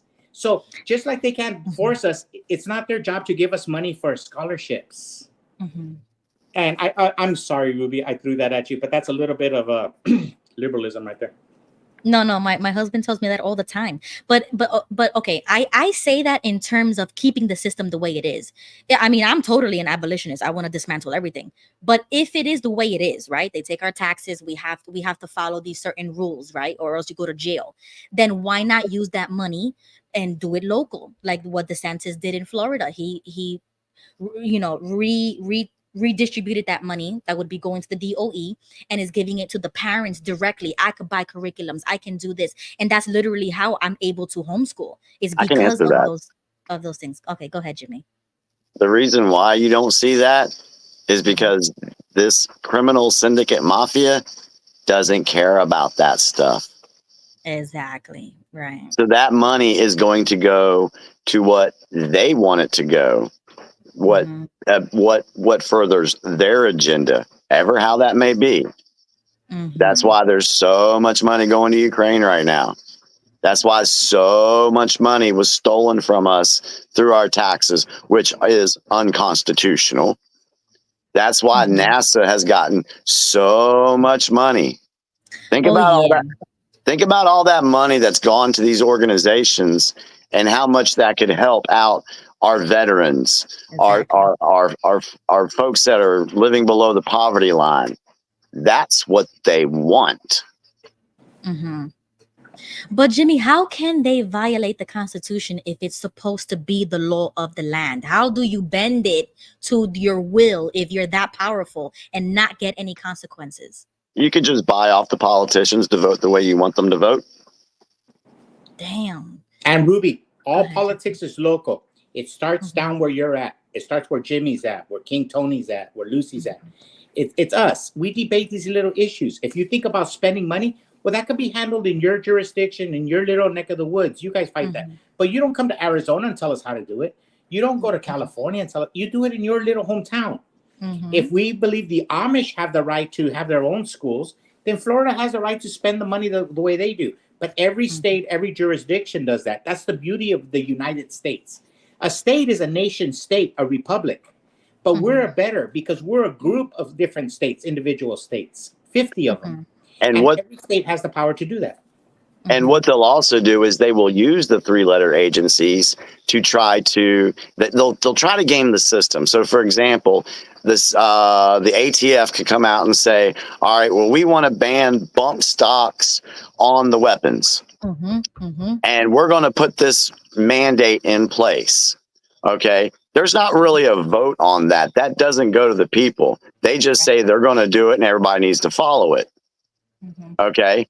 Except that's where this new Supreme Court law, the deference thing was, anybody know the name? Chevron deference, which eliminated the ability of these three-letter agencies to make mandates to force Americans to follow. That's why that Supreme Court thing was so big. That right there was a white hat play in the game, because it shut down these three-letter agencies for making laws to inhibit us that go against our constitutional rights. And see, and what they were doing before that is they'll like pass the thing. We're going to do a gun buyback program. And we want everybody in North Carolina to come do this gun buyback program. And then people push back at it and they take it to court, and it doesn't hit the court for about 8-9 months. But while they were doing it, how many guns did they seize? And then when it goes to court and it comes out that it's unconstitutional, then they just stop doing it. But look at all the people they fooled into giving up their guns in those 8 to 9 months. Exactly. And then when they get beat on the law like that, they'll try some other way to skirt the Constitution. Right. So that's why Chevron deference was so important. Wow. Okay, I'm gonna have to look into that because I've never heard of that. But Jesse, to your point about the states, I totally agree with you when you say, don't tell us what to do in our state. Do it in your state and handle your state. But isn't that what happened when Abraham Lincoln was president and the states wanted more power and Abraham Lincoln said no, and there was a whole civil war about that?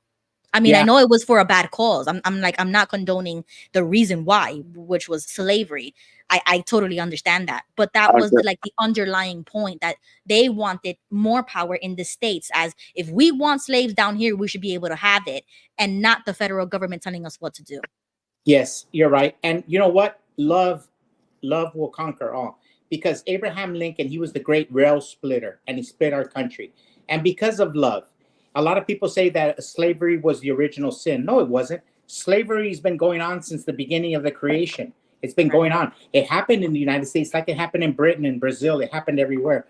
But men of Abraham Lincoln's caliber could not live there. Like John Brown, there was a group of Americans who could not, and that's why he was called the Great Rail Splitter. It had to come down to blood. But listen, at the end of the American Civil War, Lincoln said, there will be no hangings. There will be no hangings. Jesus paid with his life. Abraham Lincoln did too. People forget. He said there will be no hangings, he told Grant. And then a couple of days later, he gets shot. There was a complete and total amnesty of every American Civil War person. And that's what has to happen in our country. Our brothers and sisters who are cheating on the election, they have to have a come to Jesus moment. They need to repent and start confessing. Because in the end, everybody who loves, guess what happens to the people that love throughout history? The people who love their country. They get shot or they get killed. Give me 1 second. I have to unlock the door. Hold on. I'll be right back. Oh, okay. Oh, man. Unlock the door. That sounds like a country song. Jimmy. Yeah. Now, she made the great point about the American Revolutionary War. Lincoln was fighting against the Southern rights of the states to have a decision on slavery. So yeah, I want to touch on that a little bit when Ruby gets back, because I want to just share what I have learned about that whole situation. I'll wait till she gets back about that. Something interesting I'll just throw at you. General Lee, for example. General Lee, even though he was the commander of such great forces of the Confederacy, he lived his life in relatively immunity in the United States afterwards. Yeah, he did. Yeah. And now Lincoln said he didn't care if they all left, but some of the great leaders of the Confederacy lived the rest of their lives. Yeah. Because maybe they weren't fighting for slavery. Maybe they were fighting for states' rights. And so they thought they had a moral reason for what they were doing. They didn't see it as a slave. They didn't see it as the question of slavery. I think. Yeah, that's the point that I want to bring up when Ruby gets back, because a lot of people feel that the Civil War was just about slavery. And there was so much going on. And it wasn't. It was just part of the conversation. And I can back that up because when she gets back, I'll explain what I think about that. Because the Kansas Pact, when Kansas was going to be and there was other states, the Missouri Compact, when states were going to be allowed into the Union, they had to make a decision whether they were going to be a slave state or a non-slave state. Which goes to the question, not of slavery so much, but as states' rights. So the fight was about whether the state was going to have to accept the Northern dictates, or were they going to be able to choose what they wanted to. So I mean, it was part of the discussion, but it wasn't slavery. That is, it was part of the discussion, but it wasn't the main reason for the Civil War. Exactly. And I can back that up with pattern and historical evidence and what we're living in today to back that up and why I say that. And you know what? When you get your American history books that were written in the 40s, 50s, or 30s, and you could buy them at any bookstore or old bookstores and stuff, and you start reading about it, you understand that. Because when we were in school, they put it for us very black and white. It was about slavery. Emancipation Proclamation, and the Emancipation Proclamation wasn't a constitutional amendment, you know, and so it wasn't that. It was the question of slavery wasn't the black and white issue that a lot of us thought it was when we were kids. Right. Right. This has been a fun conversation tonight. I've enjoyed it. Now, King Tony and Lucy, are they? Yeah, they've been quiet. What are y'all thinking, ladies? Are they former Jehovah's Witnesses? Oh, King Tony, were you a Jehovah's Witness? Yes. Okay, I'm from Arizona. What state are you from? I'm from New York. Oh, beautiful. Yes. I'm a relative of Ruby's. From the city or from the? I'm from New York City. Yeah. Okay. Yeah. Cool. And I basically was raised in the truth, and last 2 years. The cult. Yeah, that's the truth. Oh Lord. It's a habit. It's part of that brainwashing. Oh my gosh. You were raised in the truth, I haven't said that in I don't know how long. Yeah. Oh, See how that brain works? Oh Yes. my goodness. Is she a white hat? Oh my gosh. But yeah, last 2 years officially like out. Sweet. Awesome. You made my wife laugh. Oh man, that's crazy. I can't believe that came out my mouth. The truth. That's what my wife calls it, the truth. I know. Hold on, guys. I know Jimmy had to go to sleep early tonight. So Jimmy, go ahead. If you, I'm back now. Go ahead. Okay, so yeah, I want to touch on a little bit of the Civil War thing, and the whole slavery issue and why it actually started. If you look at the system we live in, it's the central bank Federal Reserve system that has been controlling us and basically keeping us under their thumb with what they've done. Now, there was a first central bank in the United States in the 1790s, which only had a 10-year charter, and that was eventually done away with. Then there was a second one that came about that they tried to impose. And when I say they, I'm talking about these deep state controllers, because this has been a very long war. They wanted to institute a second central bank system in the United States. Andrew Jackson defeated that in the late 20s, early 30s of 1800. They never stopped wanting to put it back in. So during Lincoln's time, they were trying to put a central bank system here in the United States. And they used slavery as part of their propaganda to divide the United States.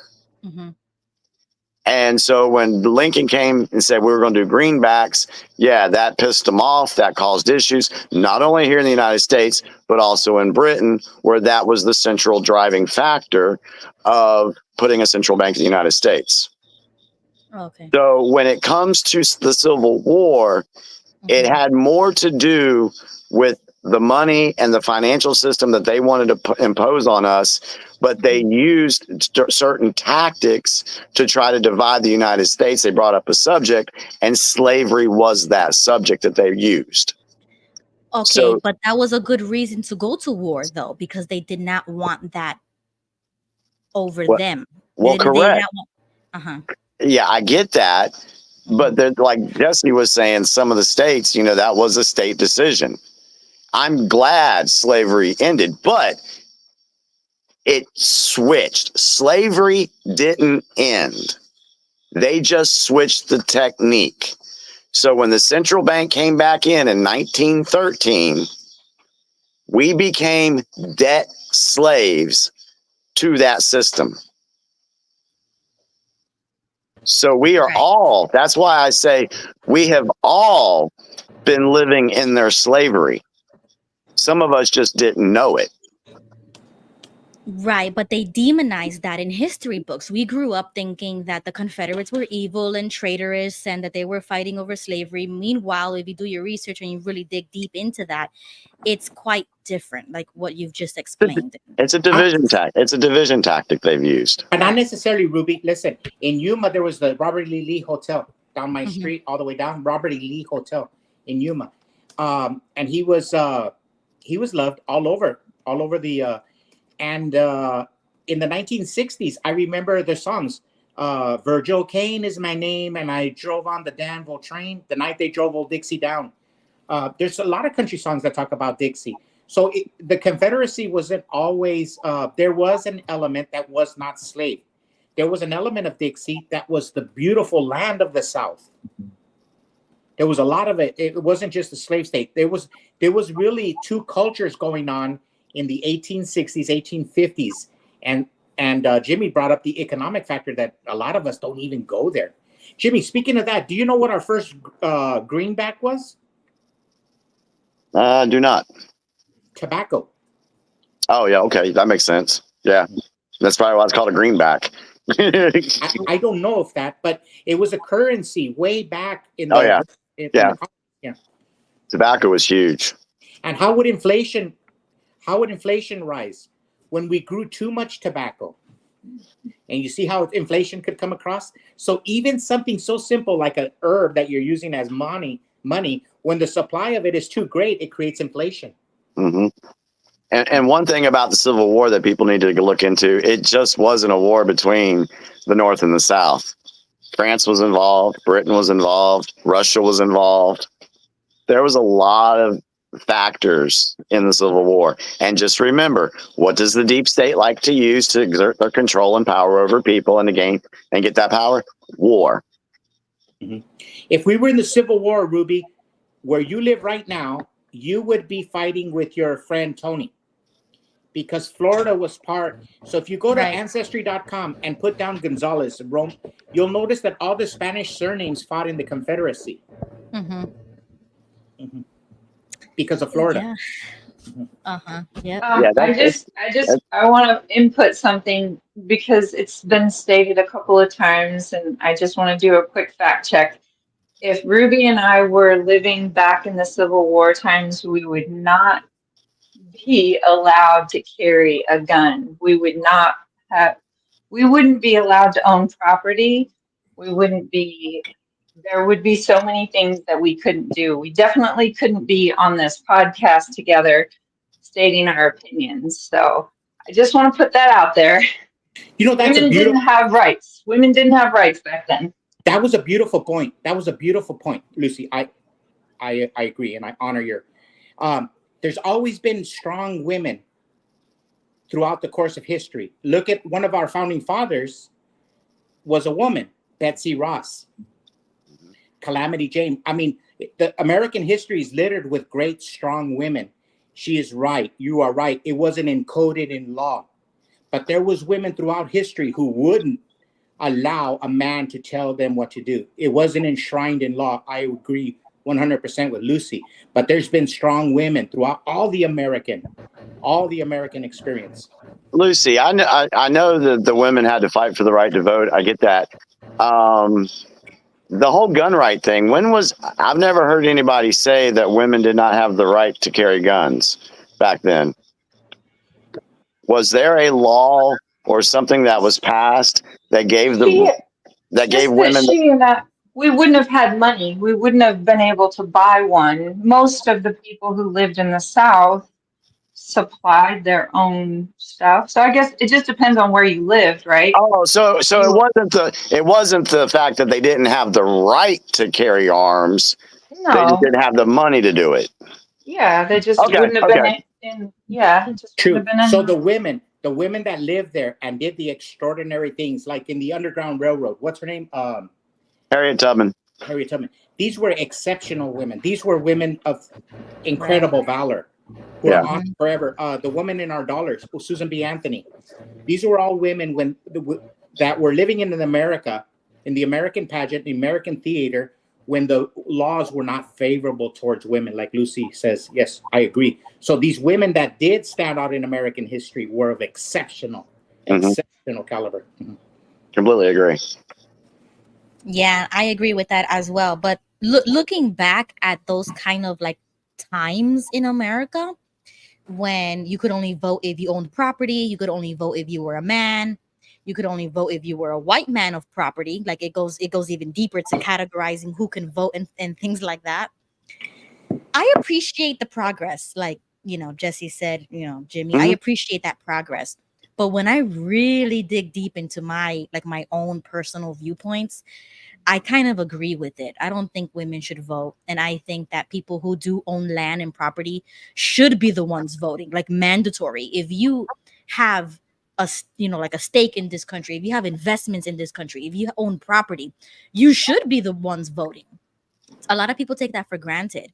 But like in terms of just like how society has fallen so far. Like if we were a strong like Christian society with fathers and mothers, and like it was really like the good patriarchy that we're supposed to have, like the nuclear family, then I wouldn't mind women voting and things like that.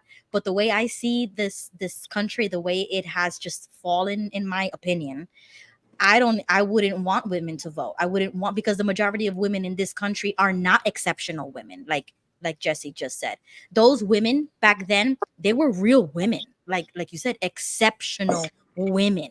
And I Ruby, don't see that to today. kind of save you a little bit on that one. It's been a drink. There's a lot of men out there that shouldn't be voting too. Just put it that But way. if the man owns property and he has a business and he's making money, he should be the one voting, not these incels who don't own anything and they have nothing going on for them. I don't think that they should vote either. There's a lot of uneducated, and then this is no slam to anybody. This is talking about the red hats or whatever. There's a lot of people that shouldn't be voting because they have no skin in the game. They live off That's what I mean. they live off the system. They do whatever. They don't Right. do anything. Yeah, I agree with that. But listen, if Ronald Reagan was here, if Harriet Tubman were here, they would tell us these are the hands that we've been dealt. This is the hand that we've been dealt. So Yeah. we have to make the best play out of it. It is what Yeah. it is. Mm-hmm. Yeah, this is why we tell everybody, right now we are in a war. A very hot war right now. It may not be a shooting war. It's an information war. And because we know the information is one of the most powerful things out there. Mm-hmm. And yeah, so yeah, Jimmy, Go ahead, Gigi. Go ahead, Gigi. gotta fight. I wanted to throw this at you, Jimmy, that I don't think like Lucy does, and sometimes I don't think of things that prism through men and women. I just look at it through history. And I can see where a woman says, well, Jesse, you're, and I'll ask forgiveness for that, because it's true. Maybe as a male, you just look through it through that. But the women that I've come across in my lifetime, like Ayn Rand, Margaret Thatcher, Sarah Palin, I've seen a lot of strong women that I feel are better than most men. Agree. Totally agree with that. This is why they say, oh, you conservatives, y'all just don't want a woman to be president. No, I have no problem with a woman being president as long as she's capable to do the job. That's where I will agree with that 100%. I don't just want, I'm sorry, Ruby, I didn't mean to cut you off. I just wanted to. Go ahead. Because I know you were going to say something. Go ahead. Well, I'm having a hard time finding points where I can agree. So when I agree, I want to jump in really quickly and say, yes, I agree with that one. Yes, that's a beautiful point. That's a beautiful point, Lucy. We're 100% behind. Yeah, I do not. I am a landowner, but the way that the U.S. system works, I don't actually own the land that I sit on. So like even landowners aren't actually real landowners, but I definitely will never be giving up my opportunity to vote, because if I continued to listen to the men in my life, I wouldn't be here right now, right? So I had to take control of my life to get myself out of a cult, because all the men around me were telling me this is where I was supposed to be, right? Yes. So, I don't have any men other than the one that I gave birth to that I have an ounce of respect for. So it pains me to my core when I hear a fellow woman saying that she would rather give up her choice to a stranger. That's not, I don't know. I'm worried about that. I could see where Lucy's coming from on that. because having the right to vote is awesome. It's something that we should cherish. I think if Ruby, you can correct me if I'm wrong, but I think what she's meaning by that is basically people that don't have any skin in the game, and maybe she just used woman as an example, because I said there's some men out there that, and I look at them as being just uneducated, that shouldn't vote, because we don't need stupid people voting. Sorry. But they have a voice, but it really messes it up for everybody else. Well, I wouldn't give it up. So I'll clarify that. I wouldn't give it up. Like Jesse said, we have been dealt with these cards. I was born during the time that I've already had these rights. So I wouldn't give it up. But in my opinion, when I'm looking at the world view, like American politics, I deep down inside, my personal opinion would be I don't want women voting, and I would never vote for a woman to be in a position of power, especially in leadership, because it's just my worldview that it is the role of the man is like it's like headship. It's like the umbrella of headship. I still believe in that. So I believe that I get where men, you're coming from. I get where you're coming from now. Okay. yeah. So But it's along Ruby, those lines. Ruby, Okay. I was an elder for 15 years, and Gilbert was an elder for 15 years, and Jehovah's Witness. And we, Listen. I'm a business owner. I've been making payroll since I was 24 years old. And I ran the school, 4 schools at the Kingdom Hall, and learning how to read and write Spanish. I did everything. But you know what I really did? I did nothing. My wife did it all. My wife, I give all the credit to my wife and my daughters. And I look back on it, and I think that I'm a self-made man. But now I look at it, it was my mom. It was my sisters, my wife. And then we help our sister-in-law in the campaign, surrounded by great women. So sometimes, Lucy, we take women, man, you maybe something you could say is you men take women for granted, because there wouldn't be no great man. There wouldn't be no Ronald Reagan without Nancy Reagan, I think. But that's our role as women. That's what I'm saying. I'm a true feminist in the sense of, yes, women have a role and we have a purpose, and that is to complement the man. So I totally agree with that. But my wife is not my compliment. I really think now that I look back that I'm a good for nothing, because I do something, I do a project and I write it on paper, and my wife makes it happen on the computer. She does things and I dream things up, and that's I write still a it down. compliment, in my opinion, because she is your partner. She works with you. It's not one or the other. It's a team. It's together. I totally agree with that. But then when you switch up the roles and you say, "Oh, a woman can do what a man does," that's where that's my red line. I understand women where she's coming cannot do from. what a man does. A woman has her position. She has her power. She complements, but a man cannot give birth. A woman can give birth. A woman teaches the next generation of children. It's our job to raise the children, and that's the role of a true feminism of what it means to be a woman. And this argument, there should be no argument, because any man on the planet who maybe because I'm a Mexican, I think this way, but you love your mother more than your life. And so to me, women are the most important thing. Women are the most important thing. Any kid who had a mother, if you have a mother still, you've been blessed on earth. So what greater thing than a woman? To me, that's the way I see women. But sometimes we get so busy in our arguments and our confrontations and our talking that we forget the struggle that women have had. The suffrage. We forget the suffrage. Yeah. And I think women take that bad on us. And I don't think I do it on purpose, but I can see how I do it. Guys, I'm going to have to get ready to go. Yes. Yeah, me too. Because you're a chauvinist, Jimmy, that's why. No, I'm definitely not a chauvinist person. There's no, that's not true. But yeah, I need to jump off because it's getting late and I got to be up early and be at an account tomorrow. But I thoroughly enjoyed the show this evening. The comments, what I could see, the comment chat, the section was on fire. Lucy, I loved our discussion. It was great.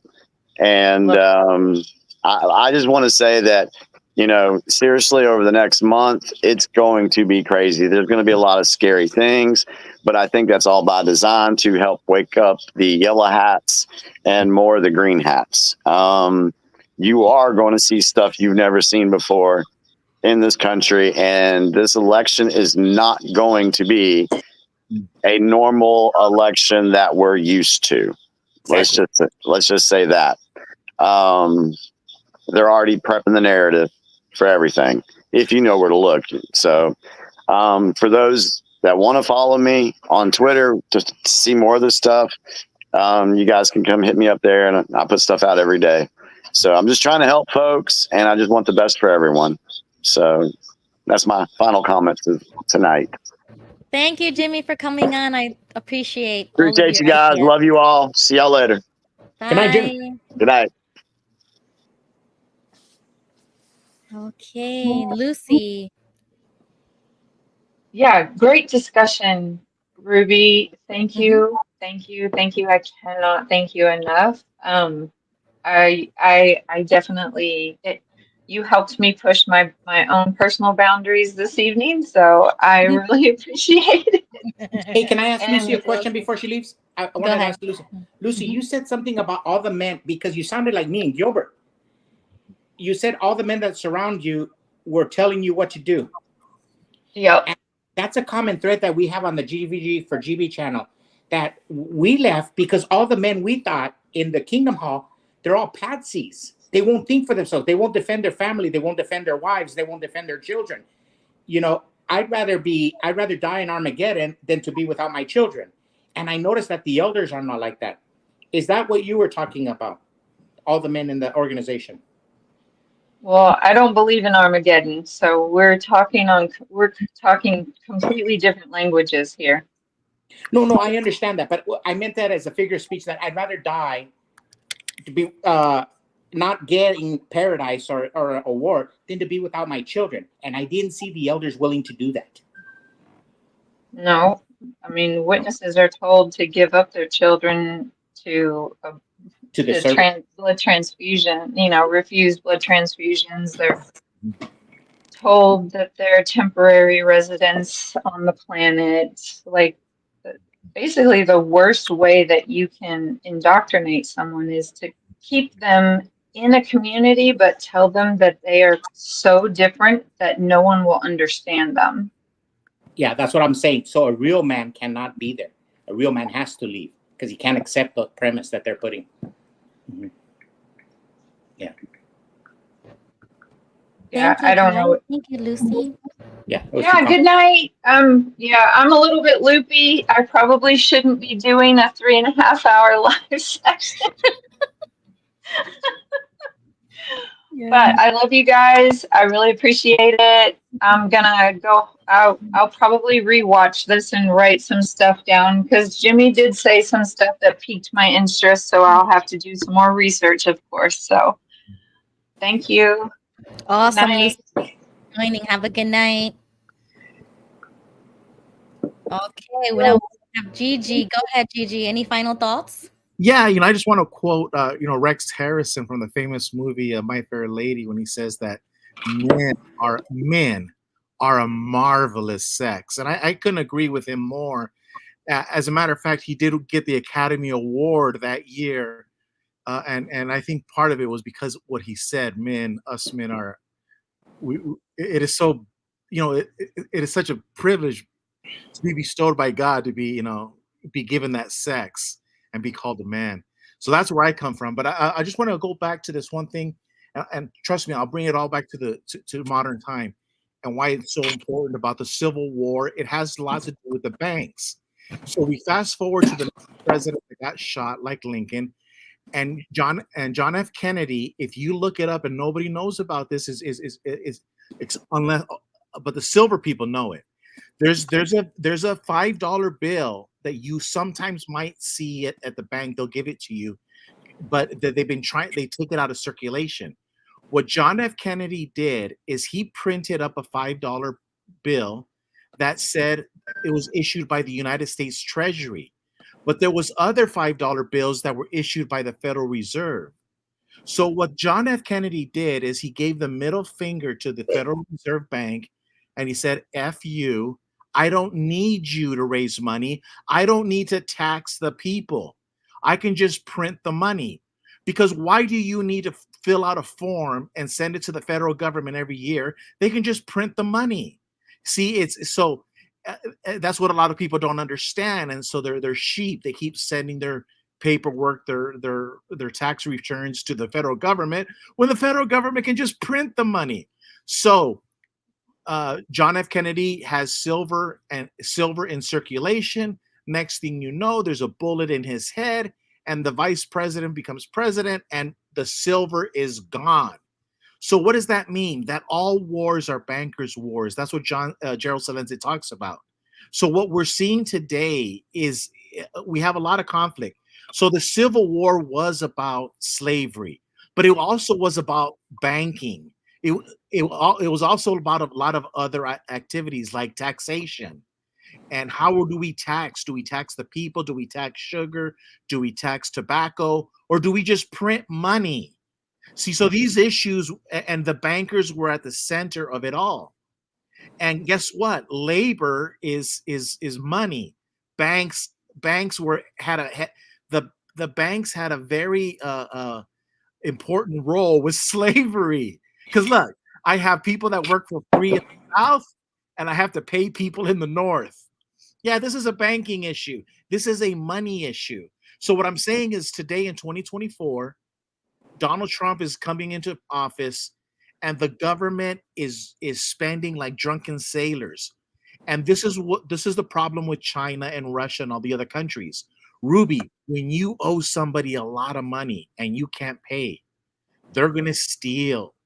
They're going to take. In the United States, we can just say bankrupt. Okay, I'm bankrupt. No. In real life, they'll come take your car. They take your wife. They take your children. They take everything. So what we're living in today is we're living in numbers that do not exist. It's called quadrillions, something that our mind cannot even fathom. And guess what? China says, hold on, I have all of these pieces of paper saying you owe me money. We'll take California instead. This is where we're at right now. This is why Donald Trump has to be president, because you need a president who understands this, that they're coming for us because we're broke as hell. We made a lot of promises. And remember in Top Gun, son, you're making promises your body can't cash. So that's where we're at today in 2024. And this is why Donald Trump, I hate to say it, like remember when in Star Wars she goes, Obi-Wan Kenobi, you're our only hope. We need somebody like Donald Trump who understands these finances to help deter this kind of war. But the way the Democrats are going and the way the spending and the lawlessness is happening, I don't blame China. I don't blame Russia. I don't blame the other countries. We're doing them dirty. And this is why we had 4 years of peace with Donald Trump, because Donald Trump wasn't doing them dirty when it comes to monetary affairs. But I hope I made a little bit of sense. And this is why they're trying to kill Donald Trump. The very same people that are trying to kill Lincoln, Kennedy, are trying to kill Donald Trump. And who is it? It's the bankers. It's the financial people are trying to kill Donald Trump. I'm going to have to do an episode just about everything that you just said, because I have so many opinions about that, but it is so late and I'm exhausted. So I am going to dedicate a show, and I hope you join it so that I can like tell you how I feel about that subject. Sorry it took more than 3 minutes. Love you. Talk to you later. Thank you for joining. Okay, Jesse, your final thoughts. Go ahead. Yeah, your title was What We Can Do for Our Country?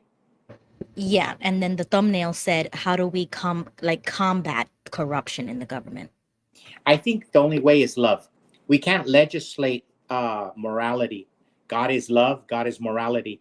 You have to love your country. You know, Moses did the 10 Commandments, and we couldn't live up to it. But Jesus talked about love. So I think that's the only way. For example, if somebody's cheating right now, let's say there's a Democrat or somebody cheating, another person from another country in our election system. If you had love, you wouldn't do that. If you had love of the country.